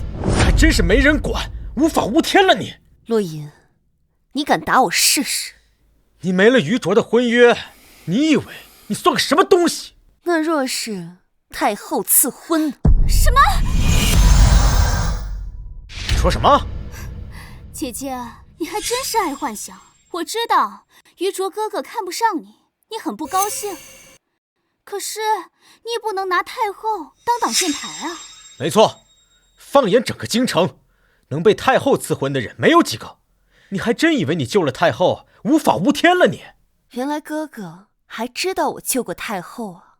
那哥哥若是不信的话，大可以打我。大哥，你别被他骗了，那些王爷个个都不是善茬，怎么可能会看得上他？哼，你说的没错，我差点就给忘了。你们一定很想知道，到底太后将我指婚给谁？今日我便实话告诉你们吧，太后给我指婚的对象是雍王殿下。什么？这不可能！雍王殿下权势滔天，何等尊贵，你有什么资格和他匹配？有没有资格，不是由你说了算的。皇上同意，太后同意，雍王同意，轮得到你来反对？姐姐，这可不是开玩笑的。这事儿若是传到了雍王耳朵里，你可是要掉脑袋的。温宁，你疯了！你真是什么话你都敢说！我既然敢说，就敢承担后果。而你们今天若是敢动我一根汗毛，我便让你们吃不了兜着走。到底是怎么回事？他曾说过，太后要给他指婚。之前母亲让他去余杭，他不肯，便搬出了太后，我们也被唬住了。可这事儿过去了这么久，一点动静也没有，岂能是真的？余卓，你在军中消息灵通，你可曾听说雍王要娶王妃？我有一些朋友在雍王部下当差，从未有人提起过雍王成亲一事，定是他撒谎。我相信于将军，姐姐向来撒谎成性，自以为是，想来是做了什么春秋大梦还没醒，误把梦境当成现实了吧？贱人，定是怕我打你，才故意搬出雍王来。等我先教训教训你，再把事实告诉雍王，让他定你个大不敬之罪。你死定了！住手！你们在干什么？祖母，你们关着门干什么？你要打你妹妹？好啊，你竟敢私自用刑！祖母，我不曾对阿宁动手。祖母，他有的，他还说他想打死我，他们几个联合起来欺负我，就连骁骑将军，他得了嘉赏也来羞辱我，他们还把府里的过错推给了我。快去叫侯爷来。是，我管不了他，就让管得了的人来。祖母，您别动怒，父亲他本来就对我怀恨在心，如果他来了，我就死定了。求祖母开恩。这洛银和白慈柔竟长得比亲兄妹还要像，是我看错了。祖母，小心别气坏了身子。今日看我面子，老夫人可否饶了他们兄妹俩？方才阿隐并没有打人，我们只是在院子里说说话。轮不到你说情，竟如此不讲理！我要请天家做主。老夫人，我不日要投在雍王麾下，阿隐是我的挚友，我也会提携他。您何必为难你的长孙呢？什么事要惊动天家？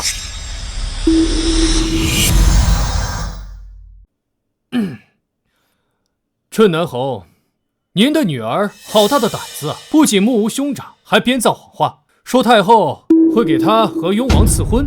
哼，此等谣言若是传入皇室，恐怕满门抄斩呢。原来这就是镇南侯府的家风啊！太后要给你和雍王赐婚，真的假的？是，当然是假的。你我都是武将，王爷成亲乃是举朝大事，岂能一点风声不透？他怕挨打，便说了这种说辞，这是大不敬啊！洛宁，你这是疯了吗？你知道说这种话会有什么影响吗？难不成爹爹也觉得你的女儿配不上雍王殿下？阿宁，这不是配得上配不上的事。朝上有那么多王爷，雍王是最不可能接受太后赐婚的一个，也是最不能说闲言碎语的一个。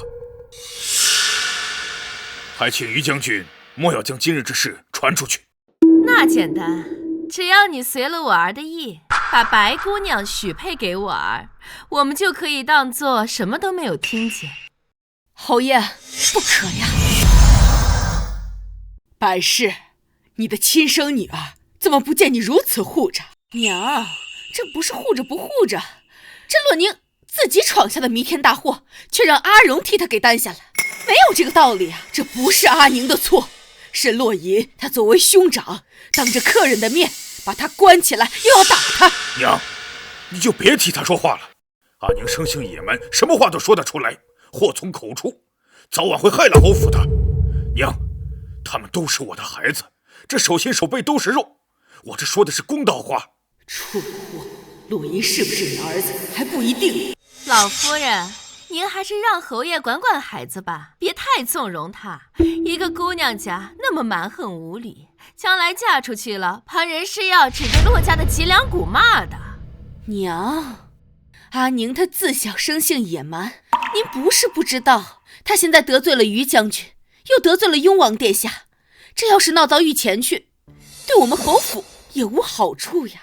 祖母，我看家里是留不下阿宁了，不如送她到邵阳去吧。不行，娘，做事儿那是要顾全大局的呀。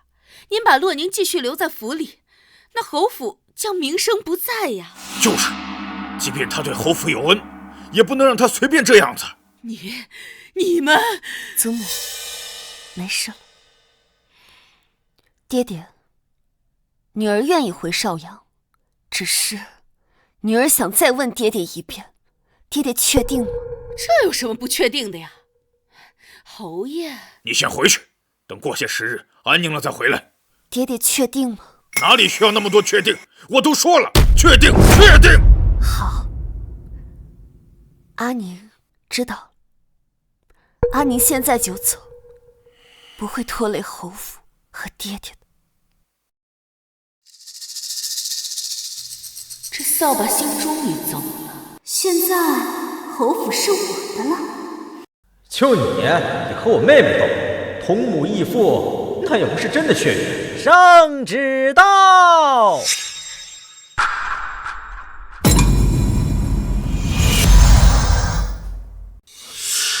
侯爷，圣旨到了。什么圣旨？难不成是给我的？多半是的。他们怎么找到镇南侯府来了？哦，雍王殿下也来了。什么？雍王殿下也来了？那肯定没错了，就是来找你的，我的儿。哎呦，你可真是好造化，竟然让王爷亲自跑一趟，我们余家的祖坟都要冒青烟了。走走走。哼，洛宁，肯定是雍王知道你在外面胡说八道，找你来了。是吗？笑什么笑？我看你等会儿哭都哭不出来。哼。小姐，我可算找到你了，你没事吧？我没事，你来的时间正好，陪我上去看一出好戏。王爷，怎敢劳烦您亲自跑一趟？下官不甚荣幸。你是谁？下官就是于卓。于卓又是谁？您不是来给我宣旨的吗？本王是给洛家大小姐洛宁宣旨。什么？圣旨是给洛宁的？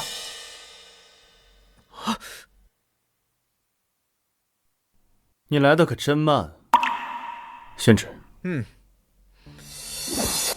奉天承运，皇帝诏曰：镇南侯长女洛氏名门之后，柔家成姓，家传一方，欲留邦国，以策宝丽尔为雍王妃，一切礼仪交由礼部与钦天监监正，共同操办，则良辰完婚，布告天下，贤使问之，钦此。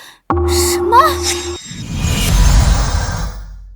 谢陛下隆恩。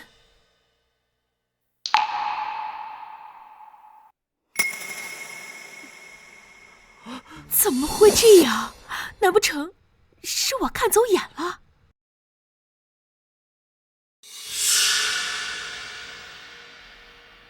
恭喜娘娘，恭贺王爷，微臣要回去复命，就先告辞了。大人慢走。怎么样，满意了吗？谢谢王爷。王爷，小臣不知何德。爹，女儿怕是回不了邵阳了，让爹爹失望了。为何要去邵阳？也不是什么大事，只是同兄长争执了几句。方才有人给我泼脏水，污蔑我，我反驳了几句，可没想到兄长竟然要打我。我说太后想要册封我为王妃，可是他们不相信，他们还对我冷嘲热讽，恨不得将我踩进泥里。爹爹知道之后勃然大怒，他说这一切都是阿宁的错，要将阿宁送回邵阳。谁是洛宁的兄长？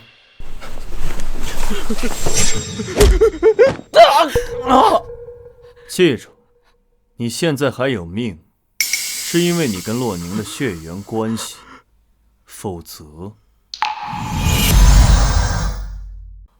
是。还有谁欺负你？还有余家这两位，也对我恶语相向，让我很不痛快。王爷恕罪，还不滚过来给王妃赔罪！下官冒犯了王妃，请王妃息怒啊！择婚之日，不宜见血。你们若是不能让王妃满意，那便是与本王为敌。王妃恕罪！王妃恕罪！王妃恕罪！王妃恕罪！罢了，我不同你们一般计较。还有呢？还有谁欺负你的？还有，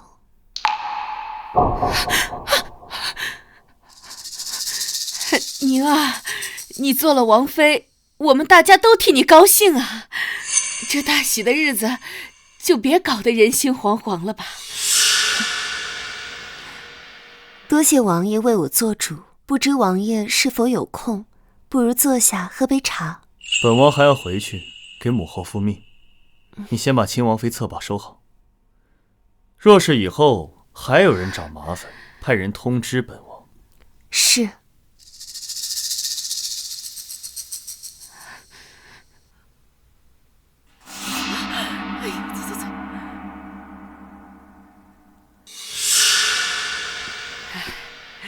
阿宁啊，恭喜你得了良缘。祖母，我早就说过，太后娘娘要为我赐婚，可是除了祖母您，没有人愿意相信我。祖母知道太后娘娘想着你，只是万万没有想到把你指给了雍王。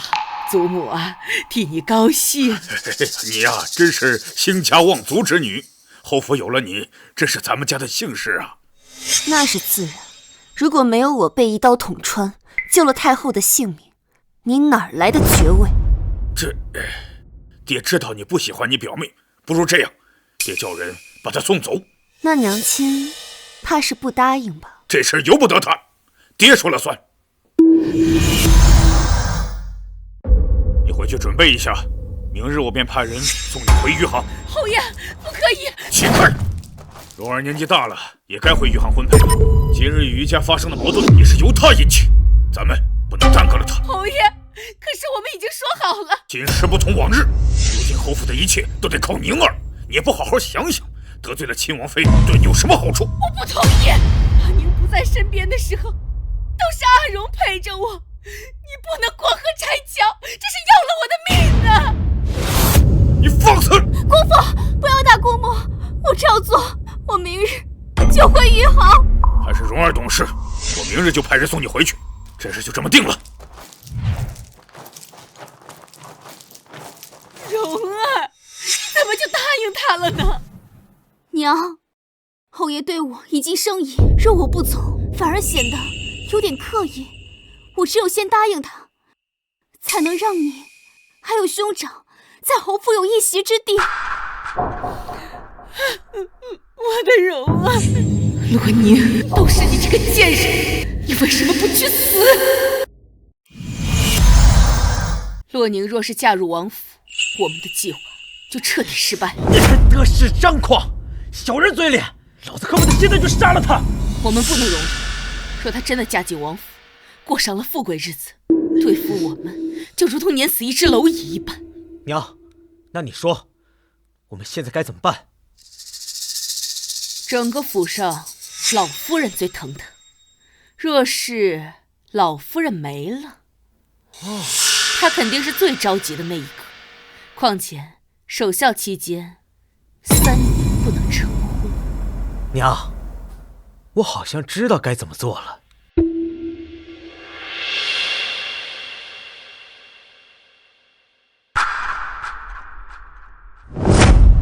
大小姐，奴婢所言句句属实。没想到他们竟如此心狠手辣，那就别怪我不客气。祖母，祖母，您这是要去哪儿啊？你可能不记得万家了吧？他家老太太呀，跟我是密友，听闻呀，她病得很厉害，我去见她一面。那您去吧，路上小心些。好。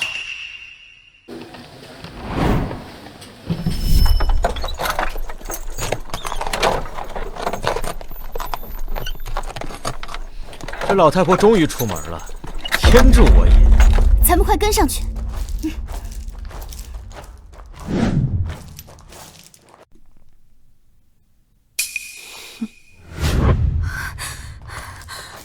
小姐，不好了！不是祖母身边的丫鬟吗？发生什么事了？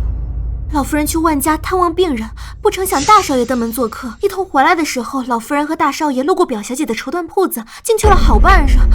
奴婢等了又等，也不见老夫人出来，心里很焦急。大小姐，别是有什么事吧？在哪里？快带我去。是。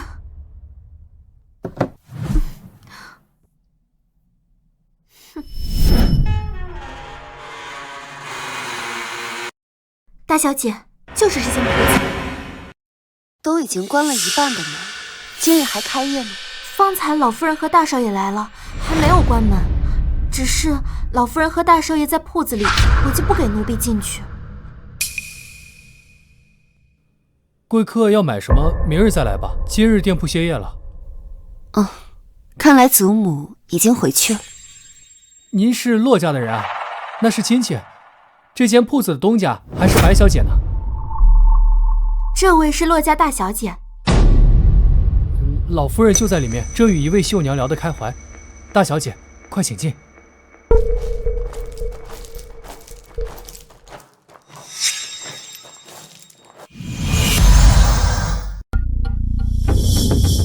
你和我一起进去。不好吧？我一个下人。怎么，你的主子找不到了？你不着急？是。不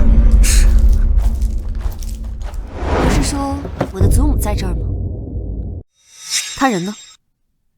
可能是在库房。刚才祖母还说要去库房看看存货呢。那我也去。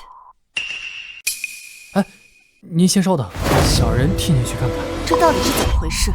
大哥和祖母究竟在干什么事情？大小姐，小人真不知道。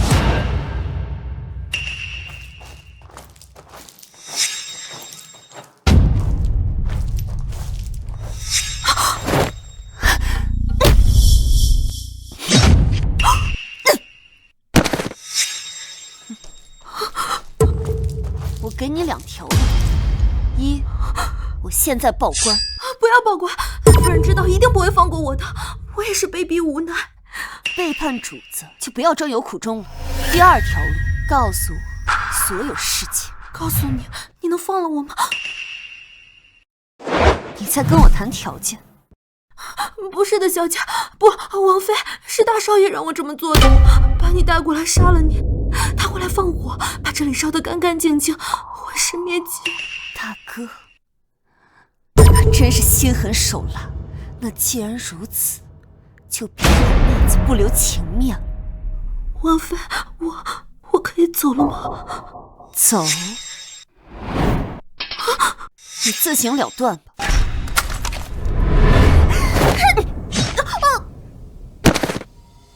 小姐，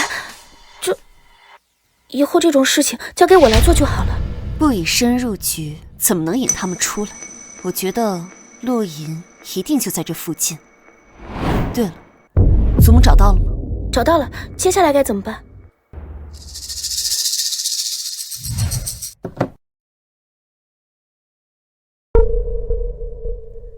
你带着这个食盒，把它放到门口最容易引爆的位置，然后再找人报官。记得打点一下衙役，让他们在附近等。小姐，这盒子里是什么？这是一种火药，叫做冲天炮。一旦点燃，会发出极大的声响。明白。哥，你若不来，我便放你一条生路；但你若来，那就是天要收你。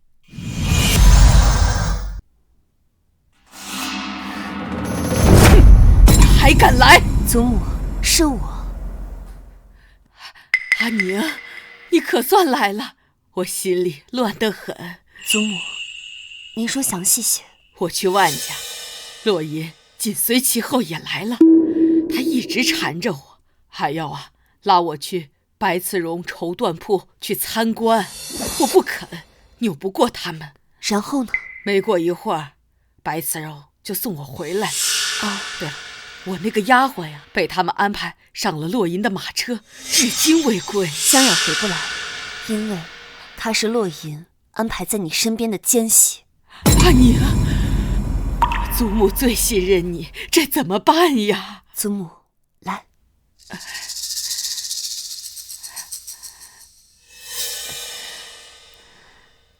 祖母，如果我说大哥他要杀我，信吗？这毕竟是血肉一场啊！祖母，难道就没有发现有什么不对劲的吗？倒是也发现了，我总感觉洛银和白慈荣很像，反而是你不太像。祖母聪慧，我与洛银的确不是亲兄妹。你说什么？祖母，千真万确，洛银乃是母亲在进侯府之前就怀上的孩子，而我是她被迫与父亲生下的，所以她才会处处针对我。怎么会是这样？祖母别怕，一切有我在，就是还请祖母暂时不要将这件事情说出去。好，祖母就信任你。接下来该怎么办？我已经派人将白氏叫过来。来这里干什么？因为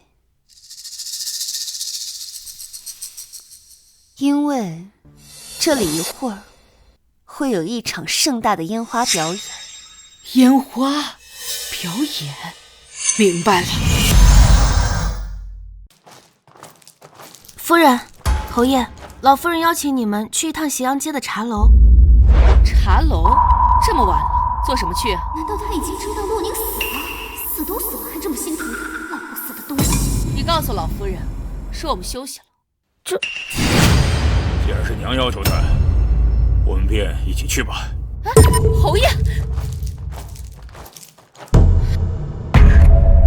娘，去看看也好，让他亲眼看着自己的女儿死在火海里。也对，这哪有什么烟花呀？娘，今天是有什么烟花表演吗？蠢货，这么多年了，一点都不知道。是啊，娘，这大晚上的，你叫我们来做什么呀？我也是今日听闻一位友人说，这里有烟花表演，我们是一家人，一起出来看看吧。也罢，那就随娘看看。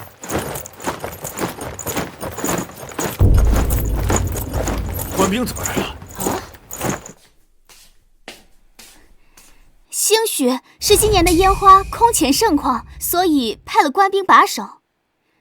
那我们可要好好欣赏。也对。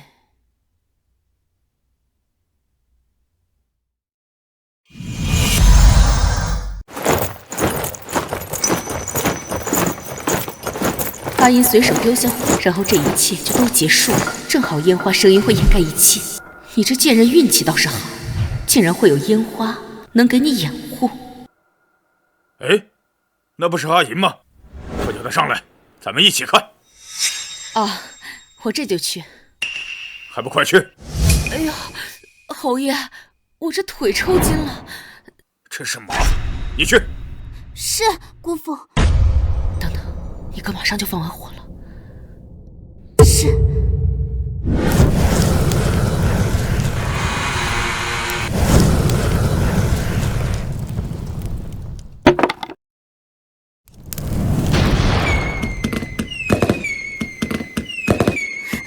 姑母，烟花开始了。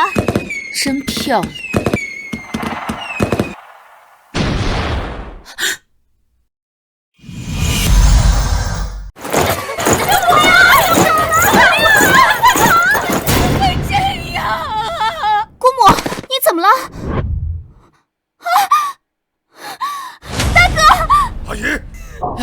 还是别去了，这火这么大，官兵都在灭火，谁靠近谁死。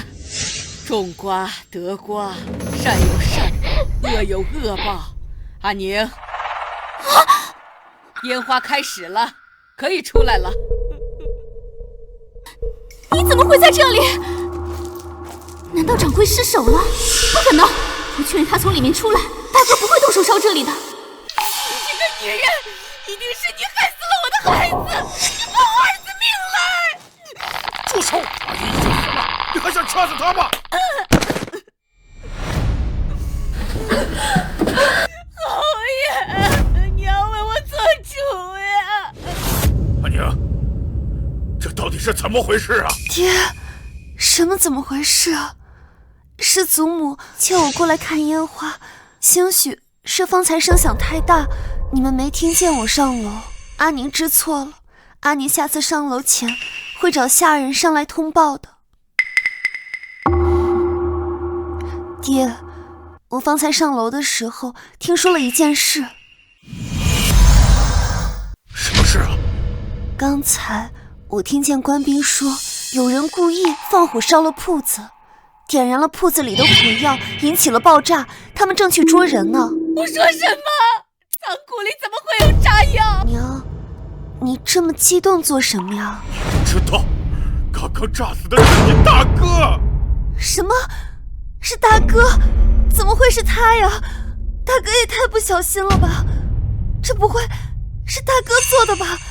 哎呀，这牵连到了侯府，可如何是好？你这个贱女人，一切都是你的罪过！我要和你拼命！放肆！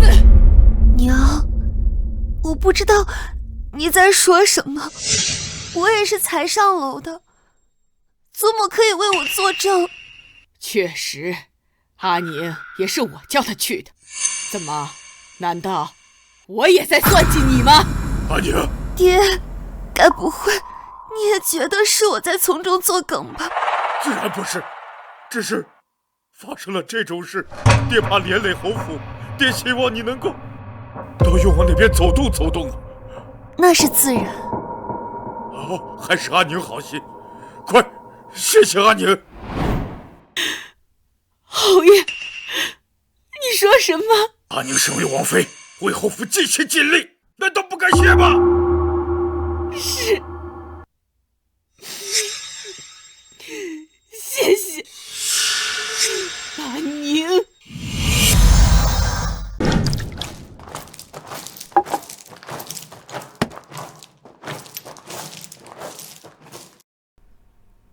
来了。臣女家中的事，给殿下添麻烦了。听说是你报官抓的你大哥，怎么回事？他原本要杀我，那铺子里的尸体本该是我。你们兄妹之间竟如此紧张。我也没有想到，若此事给雍王殿下造成了麻烦，臣女愿意自行承担后果。在有人发现之前，臣女愿意撇清所有关系。臣女明白了。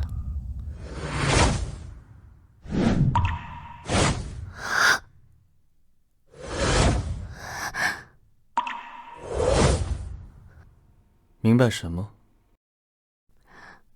臣女，你是本王的幕僚，若你没有些手段，本王反而看不上你。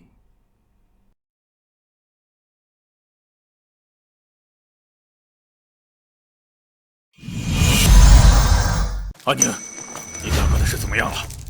爹，宫里传了话，衙役不会追责。那就好。阿宁，你被指婚给雍王，多少门第对咱们心生不满，在这个风口浪尖上，咱们更是要小心行事了。阿宁明白，阿宁会一切以侯府为重，以爹爹为重。好，之前爹太过于在乎自己的官位，对你有所疏忽。不过你放心，等你去了雍王那边，爹再也不会向你要任何偏私。你大哥走了，现在爹就只有你了。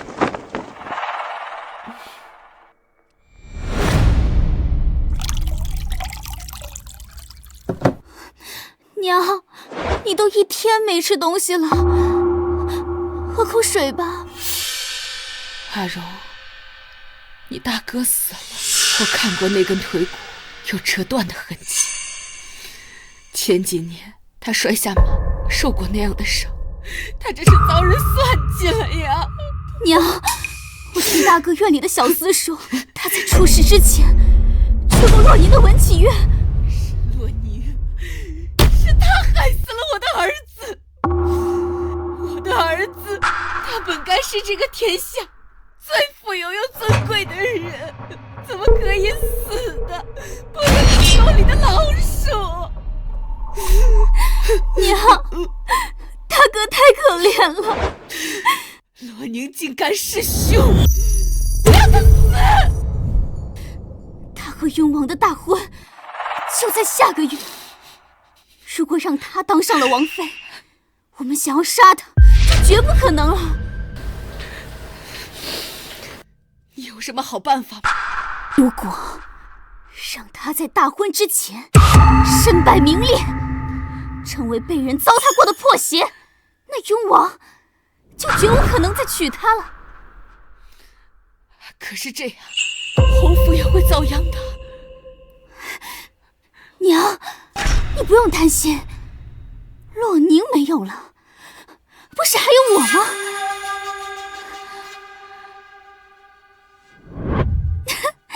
我的姿色、才华都在洛宁之上。如果我愿意给雍王殿下自荐珍惜，那他一定会欣然娶我做王妃的。到时候我就对着雍王殿下吹一吹枕头风，这样就不会再怪罪我们侯府了，也不会再惦记洛宁那个贱人了。娘，等我当上了王妃，到时候我们呀就不用再看侯爷还有老夫人的脸色了。到时候我就把洛宁剁成肉泥，让他给大哥偿命。好，就这么办。我要修书一封给你的父亲，你大哥是他的亲生儿子，他被害死，你爹有权知情。我听前院说呀，白眉的大哥托一位友人从余杭过来，给你爹带了重金，你爹呀很开心。洛云刚死，大舅怎么会这个时候派人过来？祖母可知这来的人是谁？不大清楚，好像是姓邱。姓邱？祖母是邱世东，他是洛银和白慈荣的亲生父亲，定是听到了洛银的死讯，坐不住了。怎么会这样？他会不会对你不利呀？祖母，您放心，我不怕他。他若是敢来，那我便送他们一家3口在阴曹地府相聚。宁儿，快见过你邱伯父，他是你大舅舅的挚友。见过邱伯父。就是你杀了我儿子，我定要让你加倍奉还。邱伯父，为何一直盯着我呀？是我有什么不妥吗？听说骆大小姐被封了雍王妃，真是好造化。侯爷，明日就是王妃与雍王大婚之日，邱某也想留下讨杯喜酒喝。没问题。洛宁，明日是我的婚礼，更是你的死期。这是你要的药粉，谁若是沾上它，就会失去理智，放荡不堪。我已经找人去通知余卓，让他亲自登门给洛宁道歉。等余卓一过来，就设法让他还有洛宁都用上这个药，让他2人共处一室。等雍王看见他这个下贱的样子，说不定会当场砍了他。这样一来，你大哥的在天之灵也能有些慰藉。小姐，今天你真美。都准备好了吗？下人说王爷已经在迎亲的路上。都已经收拾好了，不劳娘费心了。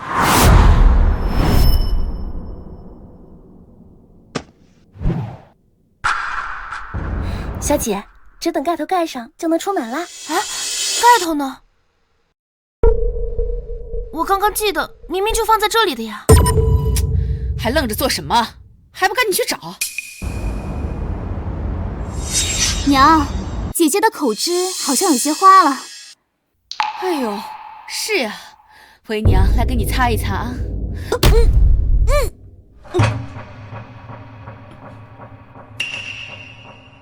娘，快把她扶到床上去，等药效一起，她就会变得放荡不堪。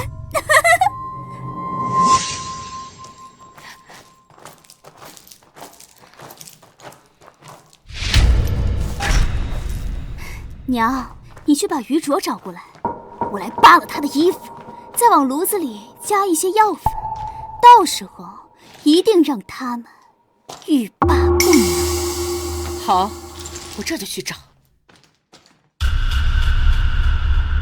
洛宁，这是你自找的。今天之后，王妃至尊、至高权力都会是我的。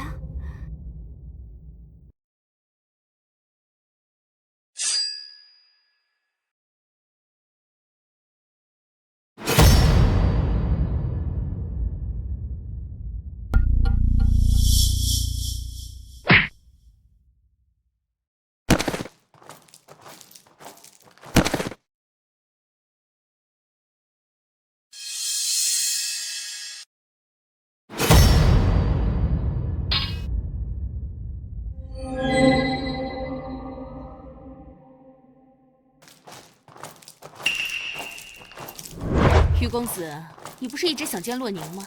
他呀就在里面。多谢洛夫人，我这就亲自去跟王妃道歉，求她别让雍王罢免我的职务。快进去吧，有什么话和他当面说清楚。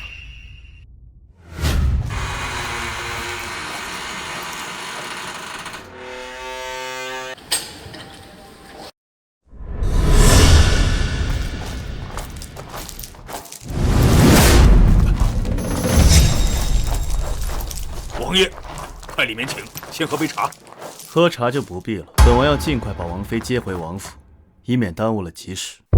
夫人，快叫宁儿出来。宁儿，阿宁她怎么了？宁儿她，就刚才于卓来找她，两个人见面呀，特别的激动，躲在房间里说话，一直没出来。说什么呢？他和王爷大喜之日，见什么于卓呀？哎，不如王爷随我一起去找他吧。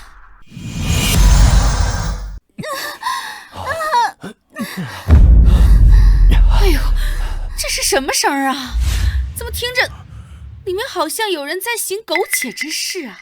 阿宁一直没有露面，该不会是他和于卓在里面吧？不要乱说，阿宁就要做雍王妃了，怎会如此糊涂？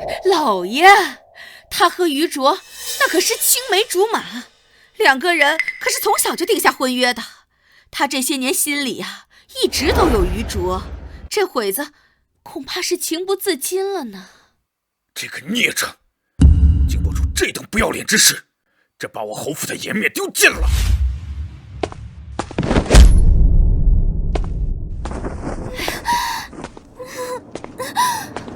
洛宁，你怎么会做出这种事？你对得起王爷吗？我们侯府怎么出了你这个不知廉耻的东西？王爷，洛宁胆大包天，竟在大婚当日与人厮混，已经不配为雍王妃了。可侯府与雍王府的婚事，如果不成亲的话，恐怕会有损王爷您的威名啊。我侯府的表小姐，我侄女白慈荣，她比洛宁啊更加的貌美温柔，不如就让她嫁给你。这都什么时候了，你还想着这种事情？洛宁，还不给我滚出来！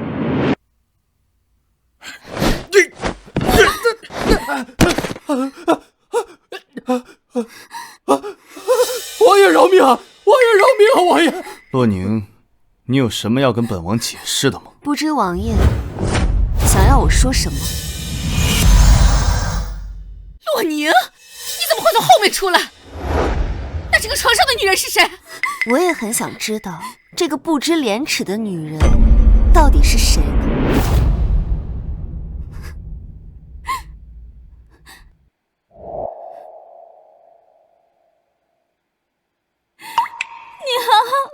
阿荣，怎么会是你呀？娘，我也不知道为什么会变成这样。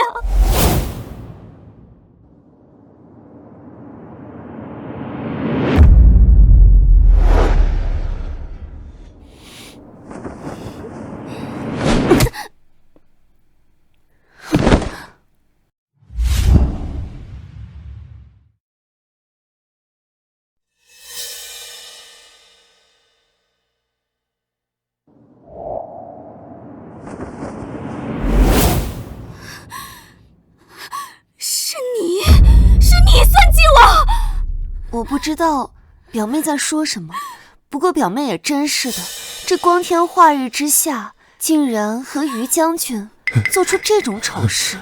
今日可是我与王爷的大婚之日，怎么倒是你们先洞房了？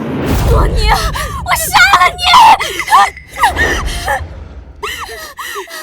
罗宁，你也太过分了！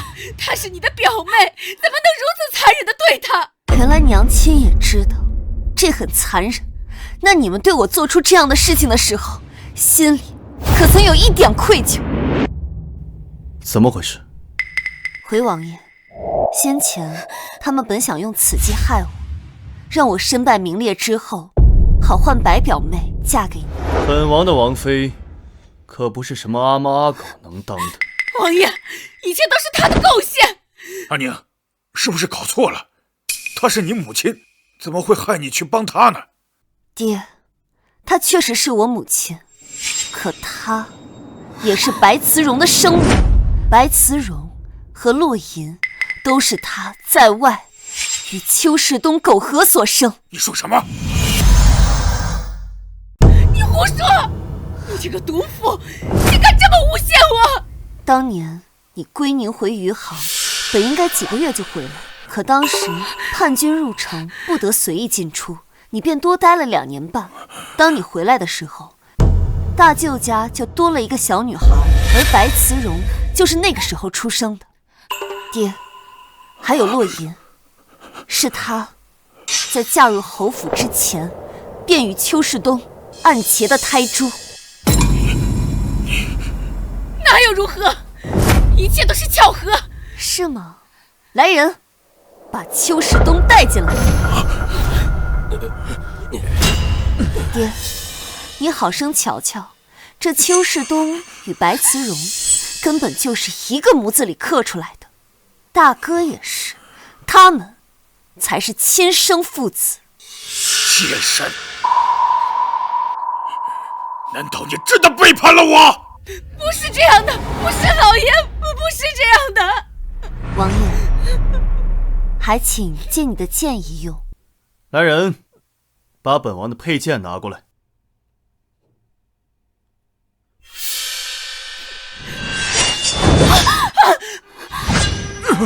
娘，既然你说你与他没有关系，那我便帮你杀了他，证明你的清白，可好？不要！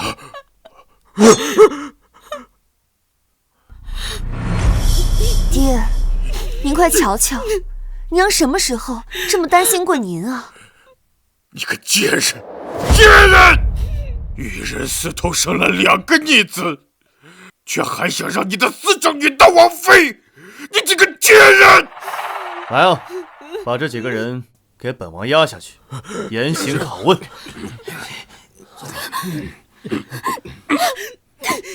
快走！快走啊！走！王爷，我想亲自去。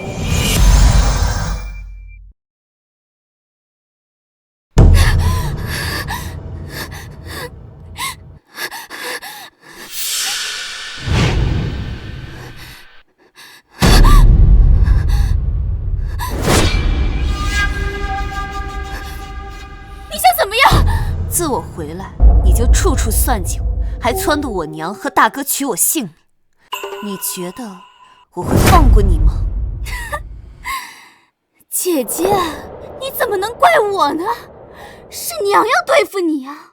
我作为她的女儿，我也只是听命行事而已啊！要怪，只能怪你自己，连你的亲生母亲都不爱你。你以为我听到你这些话会觉得伤心难过吗？在我心里，早就已经放下了母女之情。我这次回来，只为了取你性命。你不能杀我！你要是杀了我，娘就会恨你一辈子的。那就让他恨啊，好让他知道什么叫做竹篮打水一场空。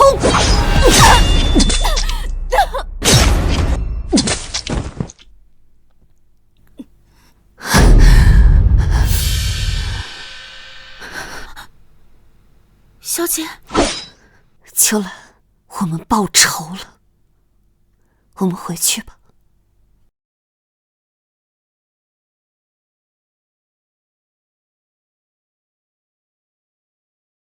白氏和邱世东已经交代，他们确有私情，还合谋害你，谋害王妃是死罪。我已经派人将他们打入天牢，择日问斩。谢王爷赐剑。报完仇了？是。既然报完仇了，那我们的大婚也该继续了。王妃，本王引你回王府成亲。